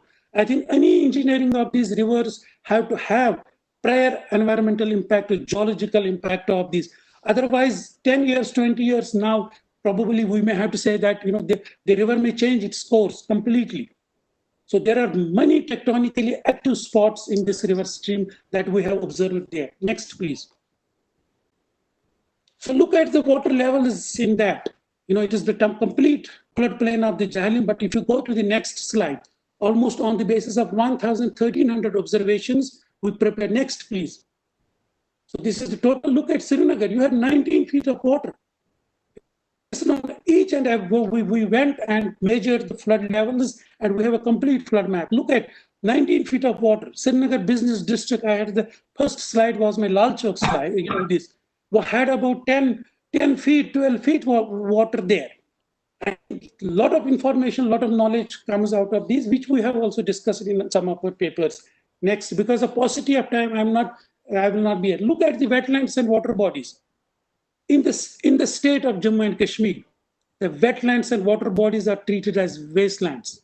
Whenever there is a need for infrastructure development projects, the first option is the wetlands and water bodies. As a result of this, during the last 40 years, so I say it always, in and around Srinagar city, 22 wetlands and water bodies we have lost. All the posh colonies in the South Srinagar city are lost on those wetlands and water bodies.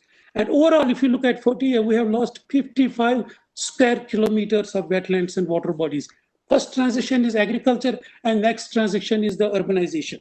Next, please. So these are two dates. There you can see this urban. Please go back. No, next. The next one. Next, please. Yeah. So look at this.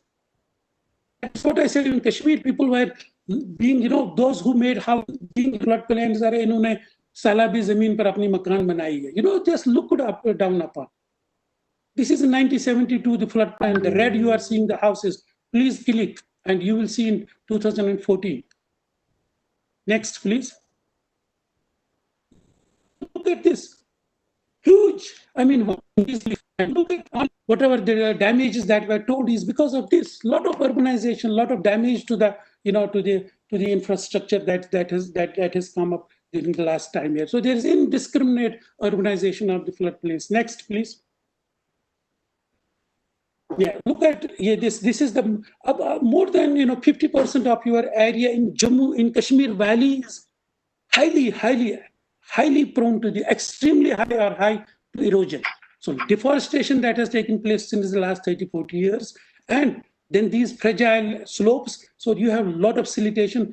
As a result, the drainage capacity of all the water courses in Kashmir is significantly reduced over time. So dredging has to be an annual affair. Dredging has not to be a once decade affair. It has to be a regular affair of the irrigation and flood control. Next. So this was the event. You can see. I mean, Iftikhar Pakru Sahab also talked about this. I mean, look at the.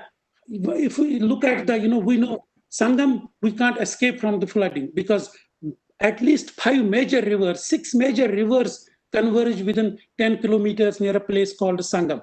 So you have a lot of deluge from that. I think that also provides us a lot of insight. If you go into the next slide, I will show you. Please conclude, sir. Yeah, I will just, within 2 minutes, I will just, look at this. Can you please, press one more button? Yeah, more. Yeah, look at this. The Rambiara, the Veshav, the, Sandran, the Leather, these are high gradient rivers, which Iftikhar Pakru Sahab was also talking about. So this, if we delay the water that comes, this peak you are seeing, the red peak at the Sangam rising very sharply is because of this high gradient rivers.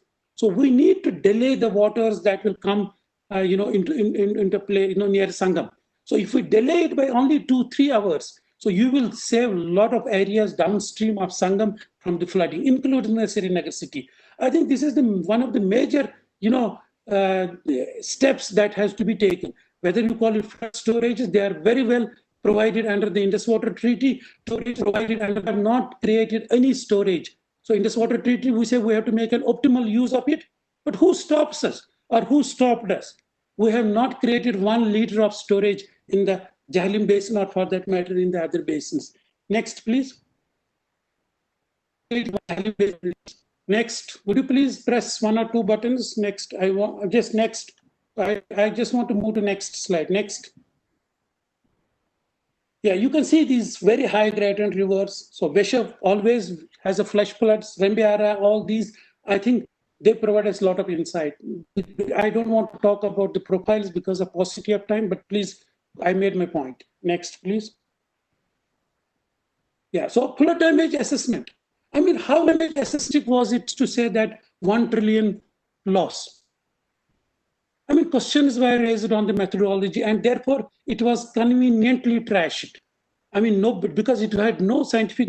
Nowadays, we are in an era where there is a scientific assessment of it.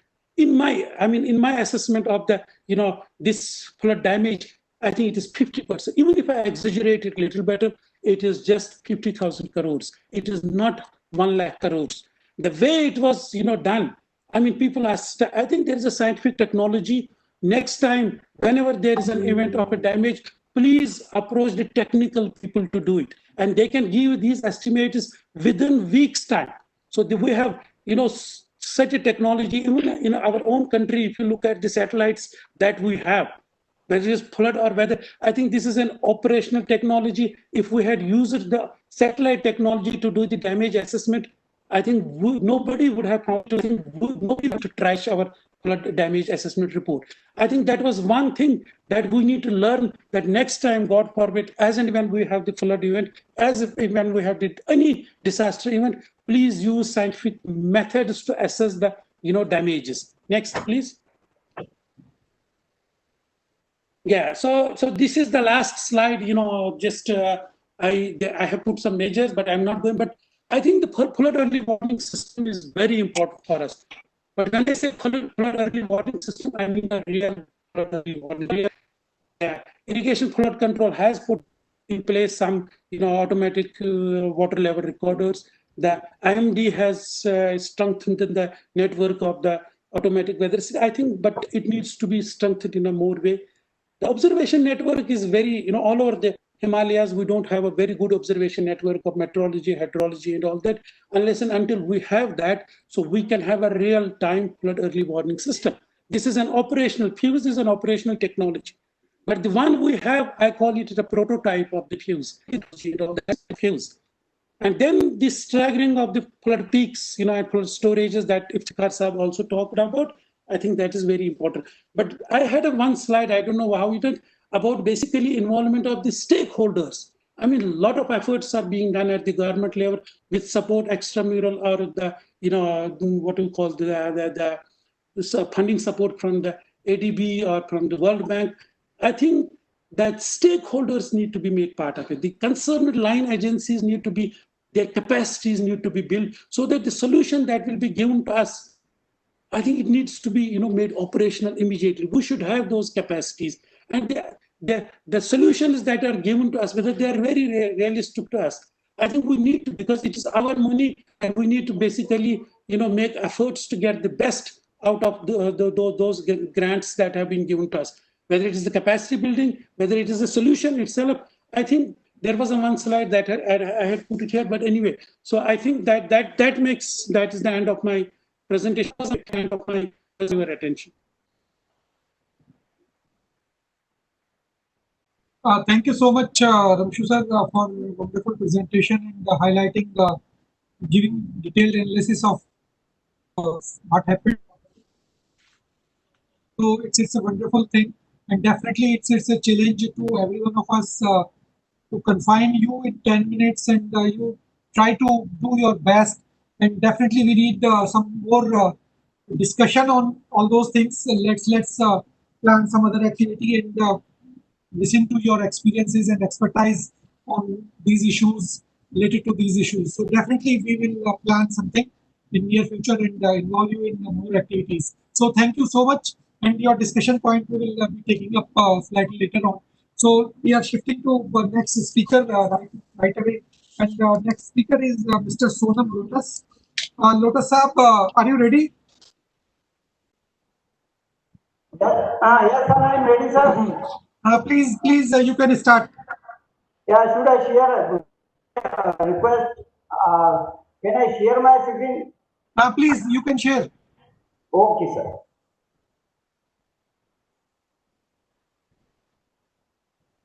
And you have to contain yourself within the time limit of 10-12 minutes maximum. Okay, sir. Are you able to see my presentation, sir? Yeah, it's coming. So make it full PPT mode, full speed.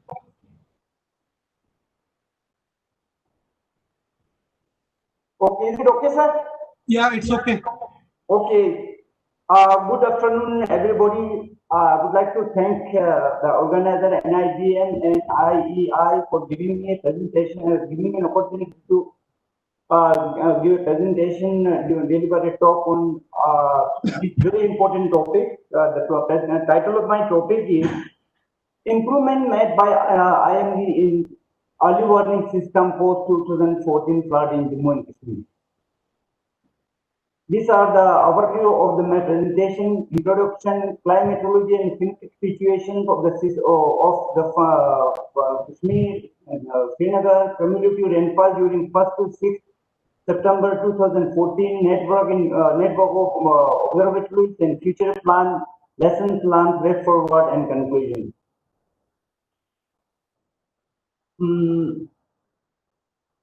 You see, as my predecessor said, that Kashmir is not new to flood. It is a recurring process. Very frequently, flood occurred in Kashmir. Post 2000 flood, post 2014, there were 5 moderate flood was declared 5 times in Kashmir in 2000. Just after 2014, 3 times in 2015 March, followed by June, then September 2017 in October, then in 2018 June.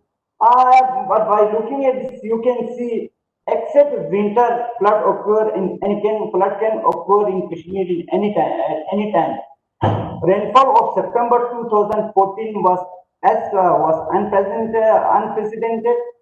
Received 185 millimeters of rainfall in 1 month and broke the previous record of 1901, which is 181 millimeters. 2014 flood recorded extremely heavy rainfall in the past 120 years record till date, and it is still a record. The flood evidence shows that except winter, flood can occur anytime in Kashmir because of as Professor Ramshu and other other speakers has already said, because of primarily because of topography. Then from hydrometeorological point of view, it is observed if there is continuous rain, if it rains continuously moderate, even moderate with occasional heavy rain occurs for 36 to 48 hours, then it is most likely to lead to a flood. Post-2000 flood, IMD has significantly upgraded monitoring, development, model development, strengthened observational network of like space-based. We have, upgraded our radar system, weather observation, then satellite system, then land-based system like we have upgraded our rain gauges. We have strengthened. We put a lot of increase our network of observatories, and we are working closely with other irrigation flood control, CWC, etc.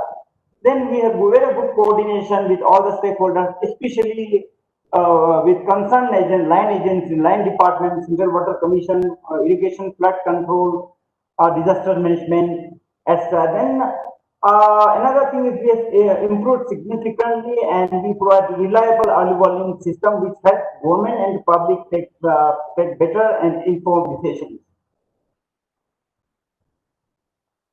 This is the climatology, September climatology of Srinagar.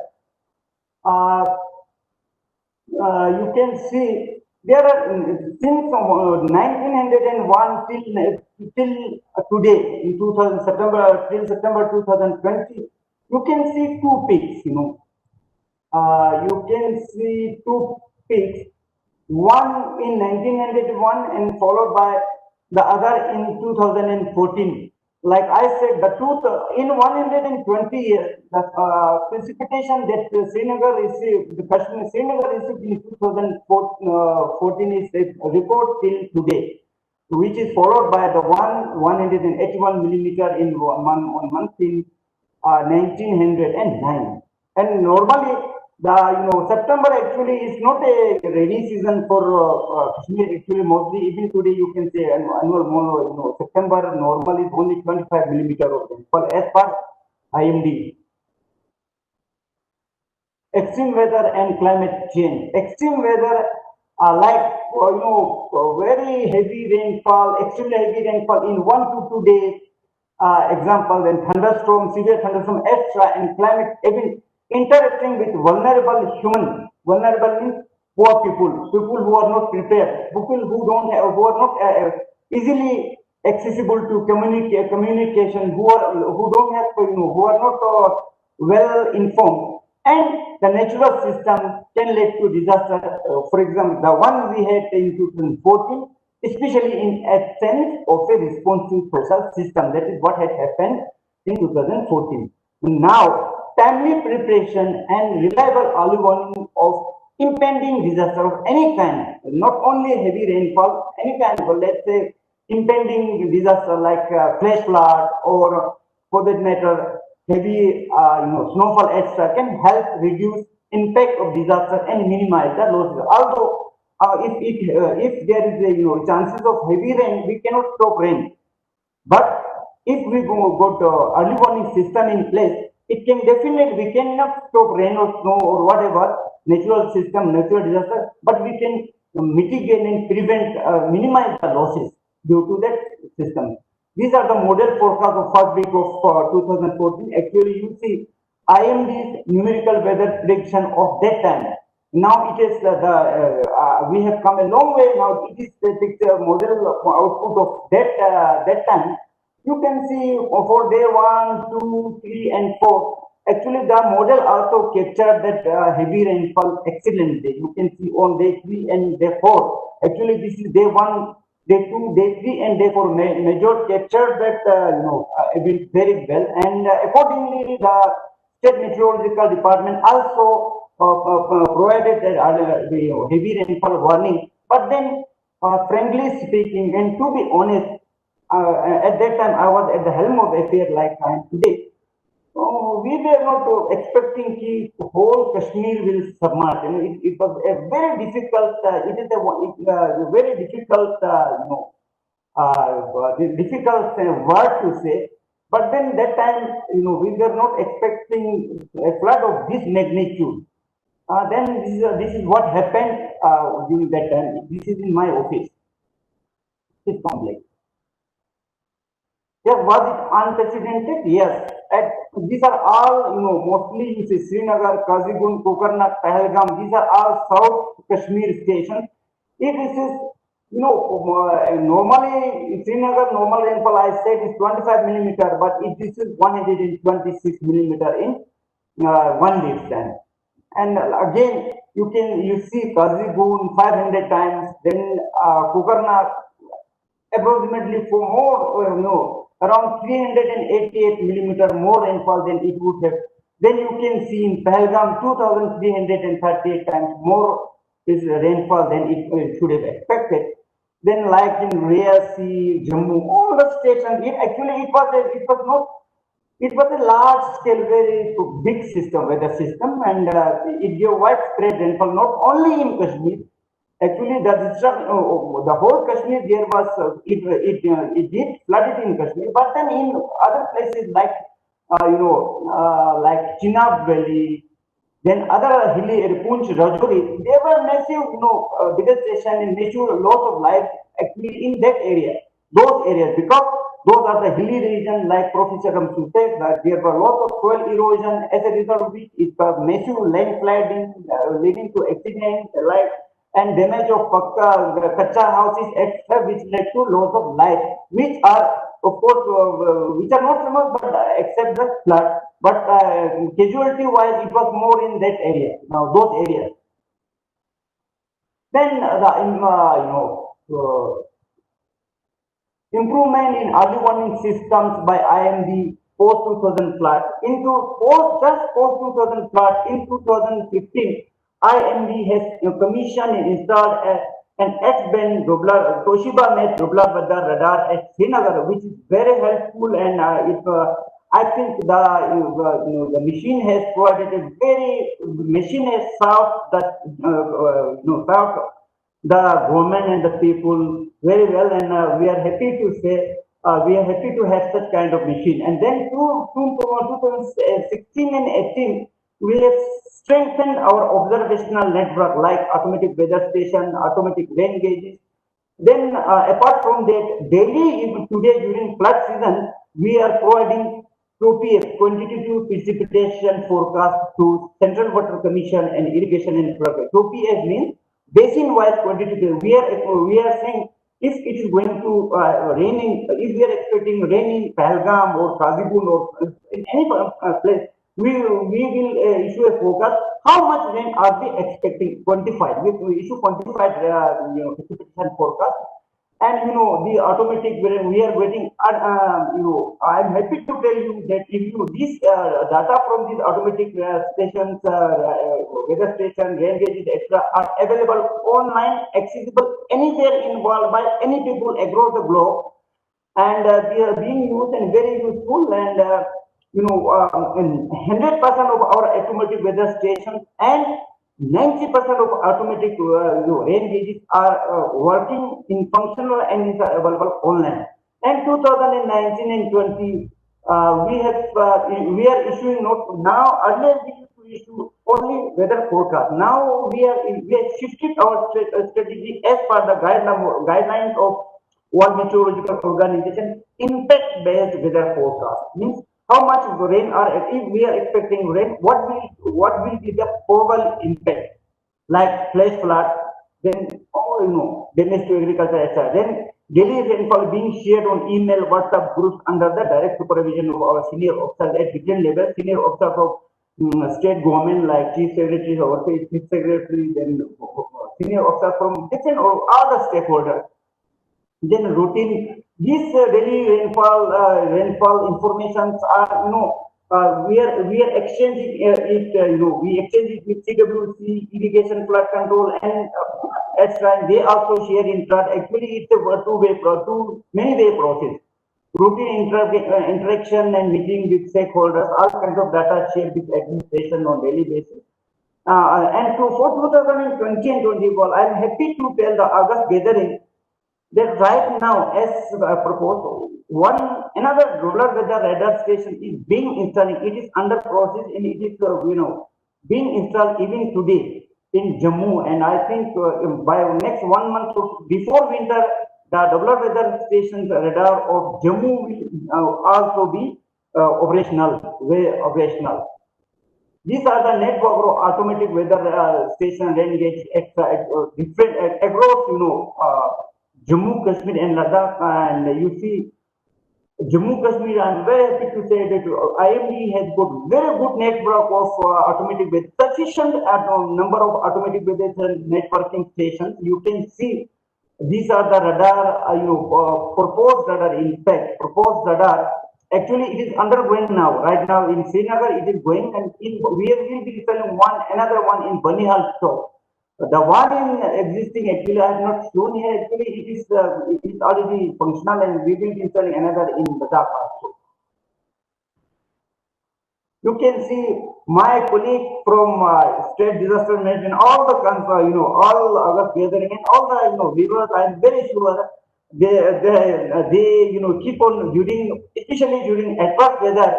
This the radar observation, the radar image is the one on the image on the all of all are working on, and all weeks all observed, and these are the real-time or satellite observation, and this is all one, and this is an image of 2018. It is showing moderate, light to moderate rainfall in Kashmir in the month of June, which is the flood season. So you can see, very, very useful by just by looking at the radar image, people can take a decision. Not only the radar will be supplemented by automatic weather station, which gives 1 hourly, weather hourly rainfall report, how much rain occurred in 1 hour extra, and in next for 1 month or 2 months, we are thinking of making available data in 15 minutes, 15-minute interval. And then this is the take away message from my talk. Flood is not new to Kashmir, like Predita said. We have to live with the flood, and it will be a recurring process in future. One of the prominent reasons for the heavy rainfall of the 2001 September 2014 flood, there is no ambiguity at all. Clear interaction of monsoon current, which brought moisture from Bay of Bengal and western disturbance of the state, which brought rainfall, which brought very heavy moisture laden wind from Arabian Sea. They mean interaction of convergence of moisture from Arabian Sea and Bay of Bengal converge in the state of Jammu and Kashmir. Our early warning systems has improved significantly, but need more improvement. It is a continuing process. I'm happy to tell our gathering, all the audiences, that IMD having the repository of hydrometeorological observation contributed significantly in all kinds of R&D all over India, and we are making sure that we archive the correct data. And people today are in Jammu and Kashmir are more weather conscious and more aware, and make it a part of their decision making in day-to-day life. Thank you. Thank you, Lotus Sahab. It's a wonderful presentation. You have covered almost everything, the recent developments and takeaways. So thank you so much, and maintaining the time limit as well. Slightly exceeding, but we are. Thank you so much. So we are moving to the final speaker, Iftihar Hakim Sahab. Hakim Sahab, are you there? Thank you very much. I'm here. Yeah. So we have a brief introduction of Hakim Sahab in the morning. So just to add a few things about him, he did his Master of Planning with a specialization in regional and international development from the University of California, and he is basically an urban planner. I think you completed from School of Planning and Architecture in New Delhi after doing your civil engineering, and he was awarded the Institute of Global Conflict and Cooperation Award by University of California. He's having so many good credentials to be shared, but due to that paucity of time, I'm not sharing all his credentials. Sorry, Iftihar Sahab, for saying this, but definitely We will be privileged to have your presentation to listen you on how to build the resilience. And a lot of discussion has already come up in the discussion so far. The role of planning, physical planning or spatial planning in disaster management. So this is the buzzword which is taking place at national level. So let's see and let's listen to you for your presentation and thought process. So thank you so much in advance. So you can take over now. Good afternoon, everybody.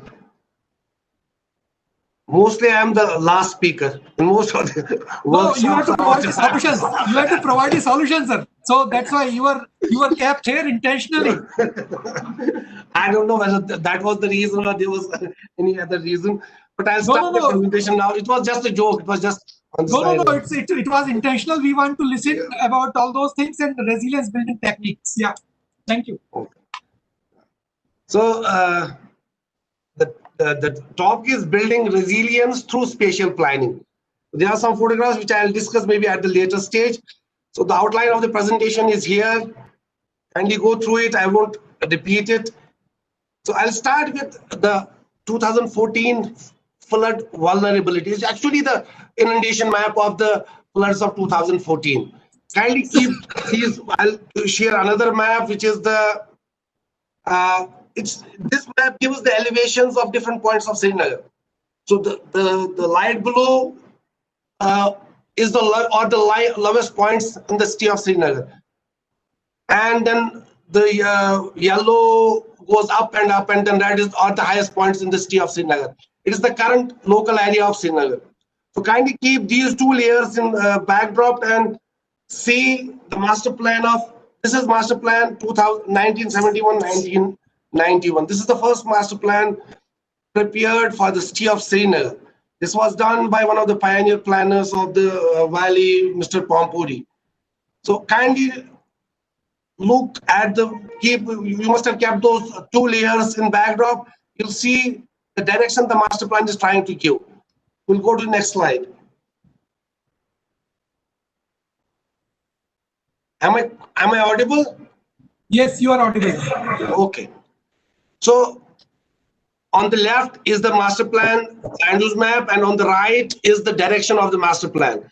So master plan tried to focus on growth in north, in south, and mostly in the northwest. Let us go to the next slide.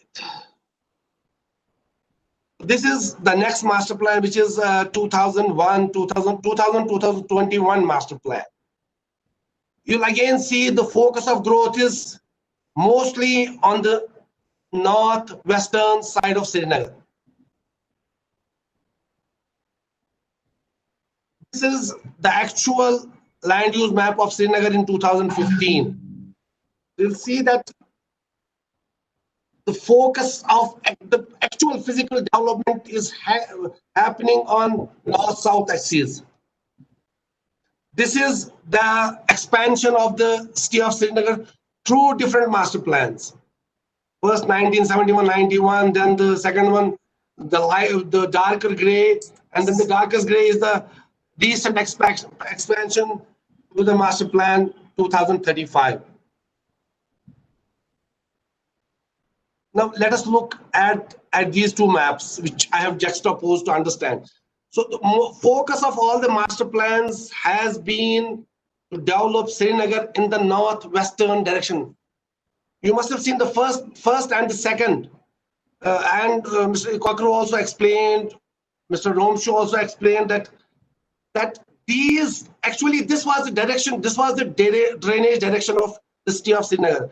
In Srinagar, the drainage happens from southeast to northwest, and the focus on the urbanization of the northwestern parts of Srinagar is actually stopping the drainage of the city of Srinagar.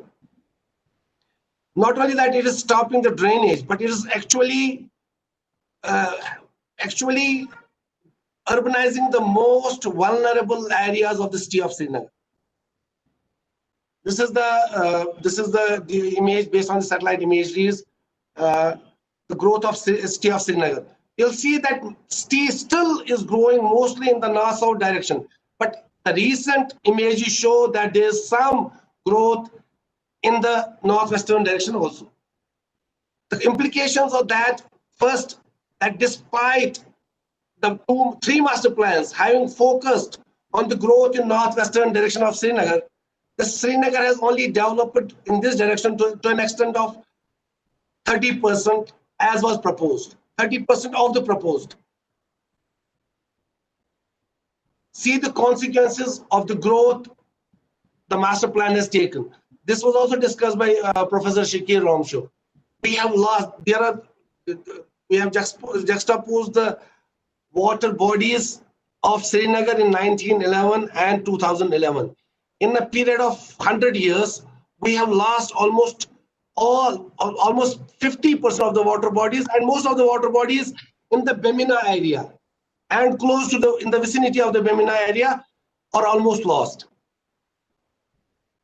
And the reason for the loss of these water bodies is the focus of the master plan. Another issue related to the master plan is that in Srinagar in 1971-91, existing density, residential density was around 500 to 600 persons per hectare.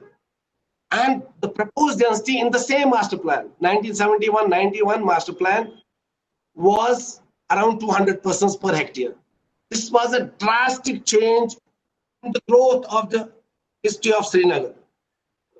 Srinagar is a historic city which has been growing for thousands of years.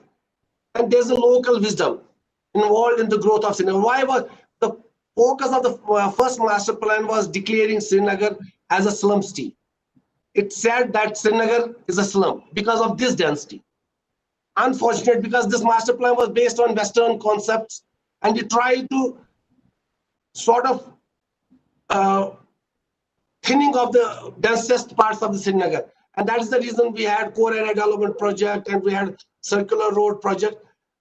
And the consequence was that in 2000, in the base year, the residential density had reached around under 3, but in the 2015, we found that the density of Srinagar was around, residential density of Srinagar was around 158 persons per hectare. Another secondary consequence of the direction of the growth given by the master plans was that the areas which have the lowest bearing capacities, which are in the map, these are the areas which are in low orange. So those areas have been urbanized through master plan. This has both consequences for the cost involved in the construction, and second, for the drainage of the city of Srinagar. This is a map prepared based on the flood zonation, elevation, and slope.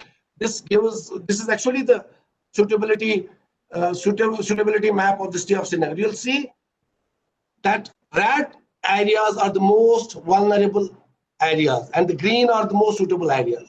And you'll see that the direction given by the master plans is actually for focusing on the areas which are most vulnerable areas, the least suitable areas. This map gives the details of the areas which are ecologically very fragile areas like Hokersar, Anchar, Wetland, etc., all in the north western direction. I'll try to sum up whatever I have said is that the major reasons at different geographical levels for the flooding of the city of Srinagar is deforestation, impermeable. We have increased impermeable surfaces in all watersheds, and in the valley floor we have actually constricted the waterways and stopped the drainage. We have urbanized the wetlands and flood absorption basins. That's why in my book on which is the name of the book is Kashmir, the State of Floods, I have called the organized efforts of planning of Srinagar have been planning disasters.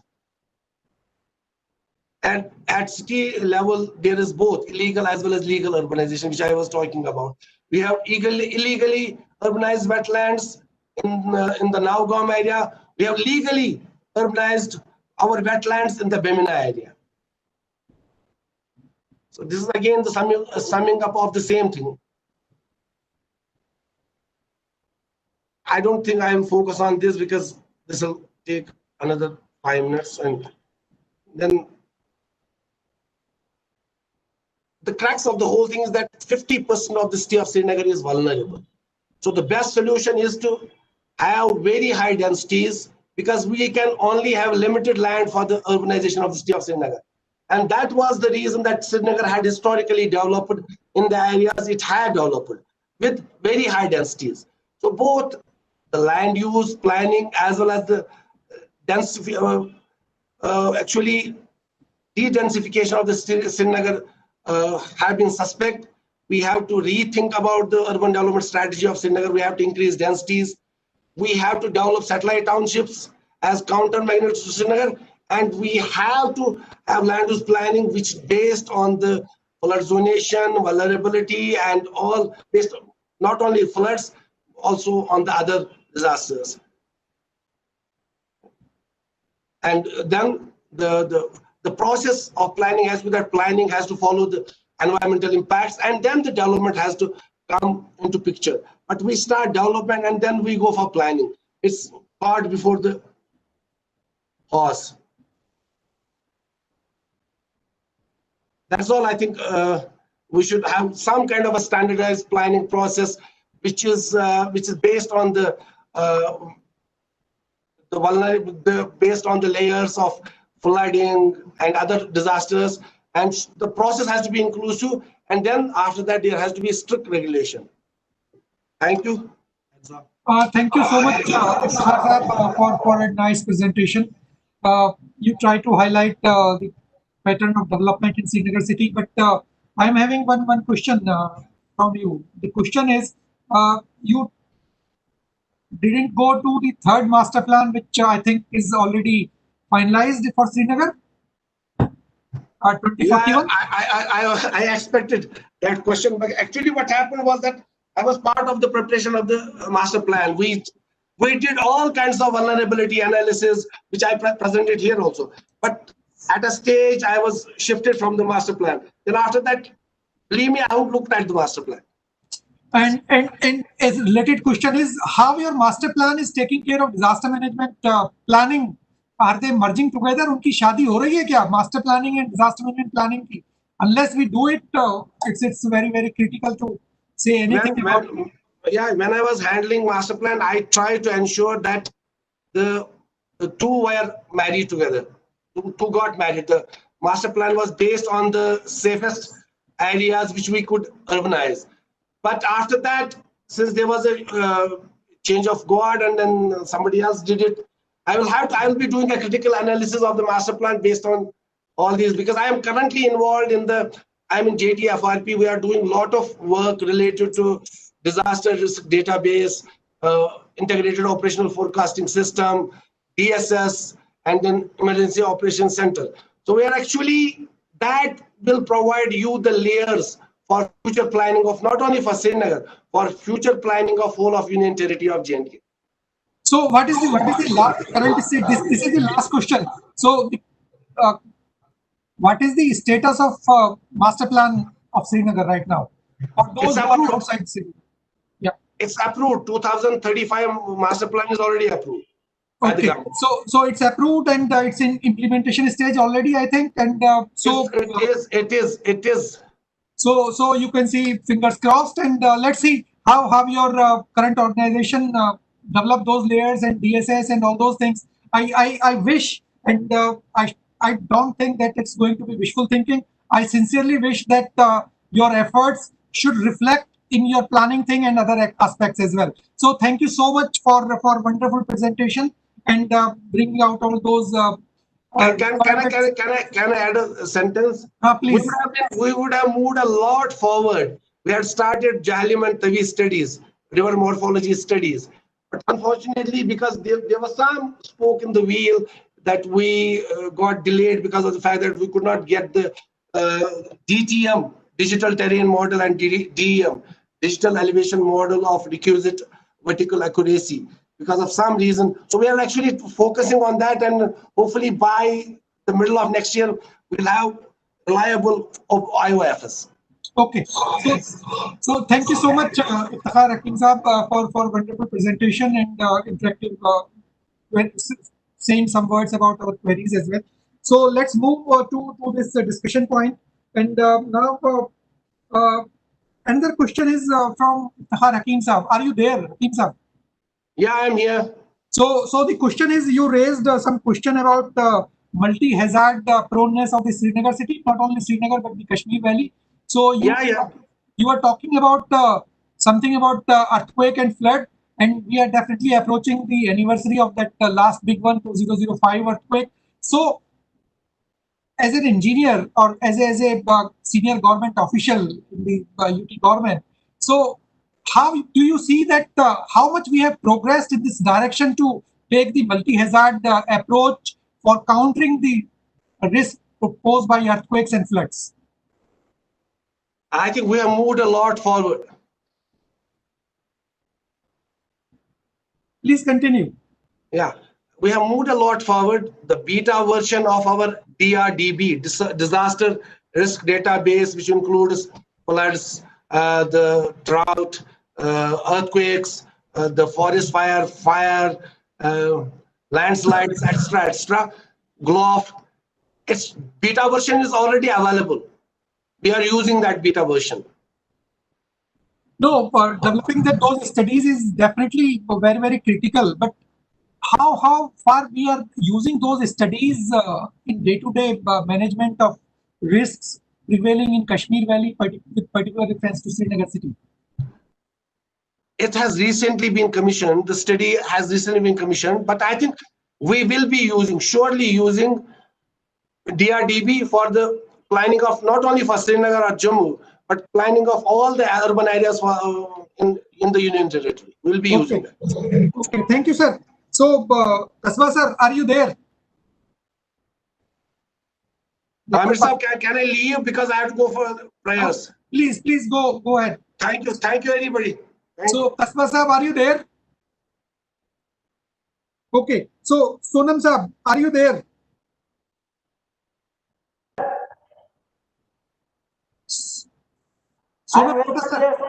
Yeah. So can you tell me how much work is remaining now to develop a full-fledged early warning system for the UT and in that region of the country? So yes, sir. You have already progressed a lot. Lot of work has already been done. But what is your opinion to make a foolproof early warning system? How much work is left? Yes, sir. Although it is a continuing process, although IMD has been providing, strengthen our weather forecasting in different, whether we have upgraded our models, like so many things are there, so has been done. And sir, although there is nothing like 50% done, 70% done, so it will be a continuing process, sir, as you know. And for flood early warning system in particular, I am happy to share that IMD, we have been sharing radar data, hourly automatic weather stations, and other free early weather, weather station data on real-time basis, daily basis to irrigation and flood control department and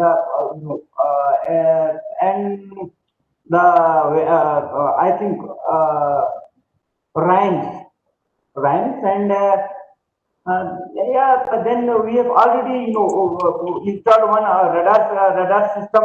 Again, we will be installing one radar system in on Banihal top site already selected. The that radar is likely to take I think, sir, one year or maybe 1 or 2 years, but not more than that, sir. We have made a long way, come a long way, but then it's a continuing process, in fact. Yes, yes, yes. And maybe the last question from you, Sonam Saab, the issue is that you summarize in your takeaways, building public awareness. How serious is the public taking your forecast and early warnings? I'm not sure about that. Can you highlight that? Yes, actually, post 2014, public especially of Kashmir, has become very weather conscious. If it rains for rains for say even for a half day, people say whether there will be flood, sir. And I think, sir, who can say there will be flood, no flood? But then we must have an institutional mechanism. For example, if how can I say there will be no flood? If I say no flood, irrigation flood control say yes flood, who will the public believe? There will be confusion. It will create kind of confusion. One authority should say we issue weather forecast to irrigate the disaster management or whatever disaster management. I think is the best platform. They should be the mechanism. They should disseminate the forecast so that only one voice goes from government officer. Otherwise, there are so many private channels also. They say, oh, rain is coming, there will be flood. Then I have to give explanation. Who are saying there will be no flood? Overall, the best message is people have been weather conscious. People take it easily, and I am also happy to tell. Since nobody is telling, we are telling, don't worry, there will be flood, no flood. If there is a chance of flood, we say there is a probability of 70% of flood like that, sir. And the people are became very weather conscious, sir. So they are prepared, sir, I think. The good thing, the good lesson we learned from these things are people here, they become very weather conscious. Sir. They take it very seriously now. Thank you. Thank you so much, sir. For everyone, sir. Thank you. Thank you. Kasba sir, can you listen me? Yes, sir. Yes, sir. I'm here. You are there. Okay. So the question is among the participants and as well as from my side, there is a lot of encroachment of not so good land, like lands around the nalas and wetlands and low-lying areas, and this is one. And second is those unauthorized colonies which has come for say, I can remember that Bemina area. Someone was mentioning about that as well. So, what are the approaches to curtail that type of encroachments or unauthorized development, which is beyond the purview of the master plan? Being the municipal commissioner, you must have seen all those things. So, try to be brief for your. First of all, let me mention about as far the encroachments are concerned, and lots of encroachments have taken place over nalas and canals, especially post 1990, and in fact, even religious places have come up, Kabristan graveyards have come up, and it needs definitely a massive effort on the part of the government to remove those encroachments. There is no second opinion about that. And second thing is that around this Babadem area, we once in one drive cleared about 200 canals of land from encroachments. So it's a very continuous process. And I think definitely encroachments are there. But let me mention about it. My planners, I have a very huge respect for the planners and talking about the narratives, giving histories of weather and vagaries. What's most important, nobody can predict the catastrophes. Nobody can forecast a disaster. But only one thing is resilience has to be developed. And see what has happened over a period of 30 years. Huge population from all the Kashmir districts, as has happened in Jammu. From different areas, people have come and settled down. And here in Kashmir, people from other districts have come, settled down. And people are from various income groups. And they look for a very low cost sort of a land. But I think law enforcement has to take on. It was already there and it has to be with much more vigor. Now it's a matter of life and death and it can't be ignored. Okay, thank you so much, sir, for bringing out all those things. Definitely, lot of work has to be done, and we have to be strict on not allowing those encroachments and unauthorized development on beyond the master plan development areas and all these things. So that is one of the issues which not only your city or that your state or UP, everyone in urban areas is struggling on those fronts. Like Delhi, it's a big issue, and we are in the process of regularizing another set of 1,700 colonies, and this is the third round of regularization of unauthorized colonies is going on. So this is a national issue, and we will debate some other time on this issue. But thank you so much, sir, for sparing that much of time and satisfying this query as well. Thank you, Thank you, Dr. So, Ahmed. Shakil Thank Ramshu you, Saab, are you there? Director, Disaster Management. Thank you, sir. Thank you, sir. Shakil Ramshu Saab, are you there? Professor Ramshu? Yeah, I'm here.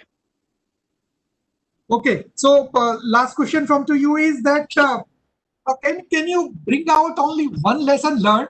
Number one, and number two of this part is of this question is that how much we have are we learning the lesson? Learning the lesson is just one part. Acting on those lessons learned, have you seen on that lesson what you are going to summarize is have we moved moved in that direction that to counter that lesson learned? तो हमने fulfill किया है क्या? I hope you got my question. Yeah, I got your question. Definitely, there has been a learning, but my only concern is this learning, has taken a lot of time. I mean, it should not have taken us so much of time. So a lot of things are being done, but whether this is a holistic, these are pieces that need to be integrated. So that is the only concern. Unless we have all these pieces integrated together, that will provide us the solution. Whether it is, all those the things that we are talking about, the PIVs, the flood early warning system, the structural and non-structural measures that I don't think we have been able to take them to the end. They are still in the making. We are still in the learning process. I don't think we have completed this learning process. So I think even all those issues that are related to the total understanding of what went wrong or how should have we behaved, I don't think we have that complete understanding still. Okay, so thank you so much, Ramshu Saab. Due to that paucity of time, we can't take more questions, and a lot of queries are there, and participants have really appreciated all presentations and all these things. I think Dr. GM Dar is also there. Are you there, Dar sir? Can you hear me? GM Dar sir?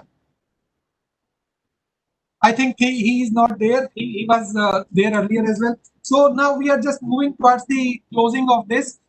Towards the end, I will invite Dr. Amir Ali Mir Saab. Amir Saab, are you there? Amir Ali Mir. I'm here, sir. You are here. So to you, one question, one or two questions are there.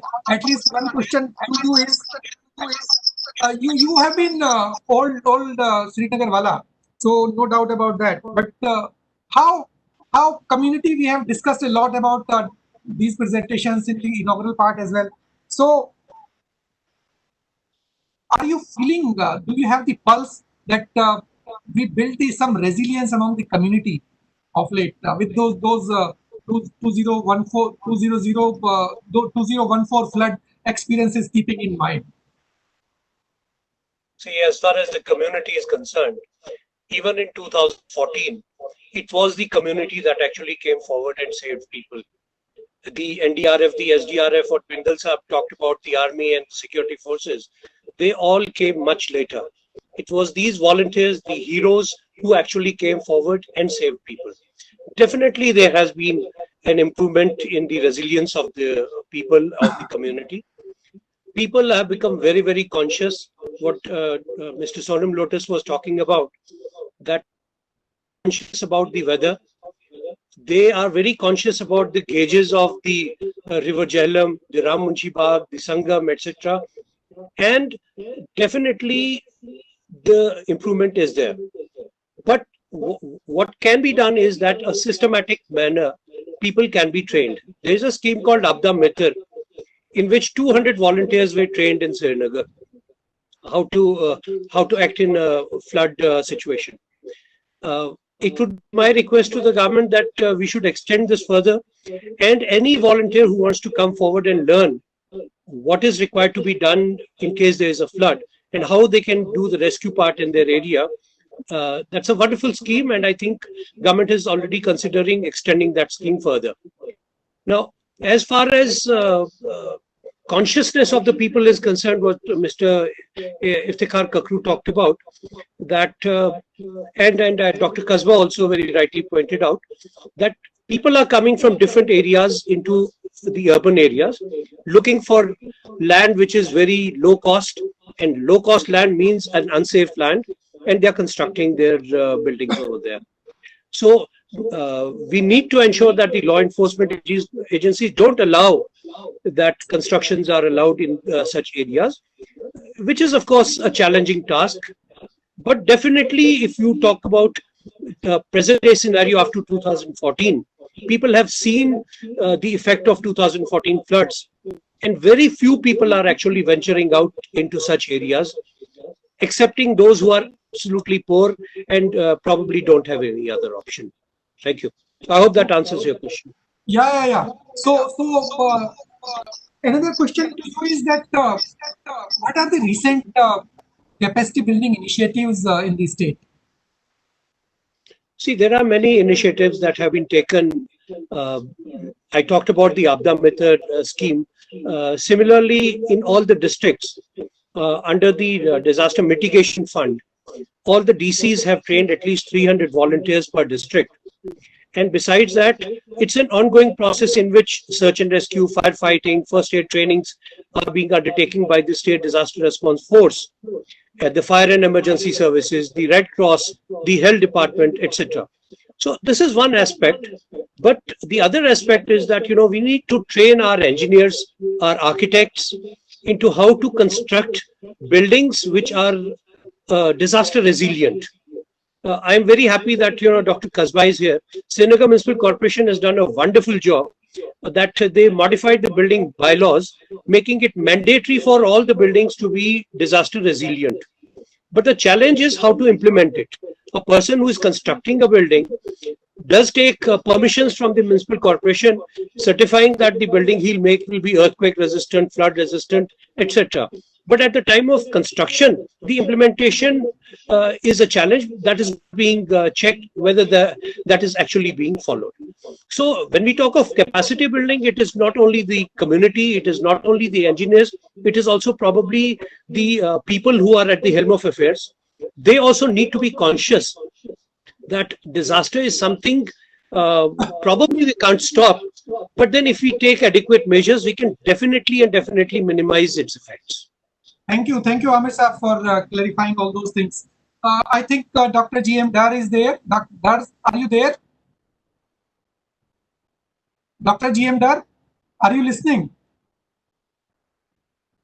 Yes, I am. I think you are here. So, Dr. G.M. Dar is faculty at ATI, Administrative Training Institute at Srinagar. So, he's an old disaster manager working at the state level for quite some time, and he's helping us at NIDM in organizing various activities there. So this is his introduction. So the question to you, Dar Saab, is that do you see some changes in capacity building before 2014 and now after that? So what are those changes? Can you visualize something in capacity building for disaster risk reduction at the state level? I don't see much change. Try to be brief. Yeah, try to be brief. I don't see much changes so far as training and capacity building is concerned. Yes, individually, maybe there are officers or there are events, but on a sustainable basis, I don't see much changes post 2014 floods, because what I could see as a student of the subject, that our focus was mostly on capacity building and training on different issues of disaster management, whether it was earthquakes, floods, landslides, whatever, community-based disaster management. But as a student, I would say that our focus should have been on community-based disaster management, whether we involve panchayat members, urban local bodies, rural local bodies, whether we involve government functionaries. But those things, unfortunately, are missing the pace that had been there post-earthquake 2005 or post-flood 2014. That pace is gone, that is lost. I am sorry to say this. Thank you. Thank you so much, Darsab, for commenting all those things. But I hope and pray that a lot of activities should be there to build the capacity of not only the masses, but the professionals and all stakeholders to counter or to minimize the impact of impending disasters in Srinagar, or not only Srinagar, but the entire UT and Ladakh as well.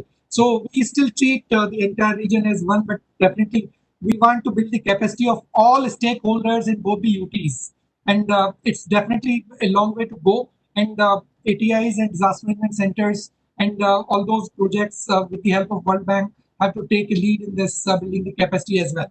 So let's conclude the discussion part here, and let's go and let me say a vote of thanks to the two partner organizations, Institution of Engineers, Amir Saab, the chairman of Institution of Engineers, JNK State Center, and the regional administration, Kashmir, Srinagar.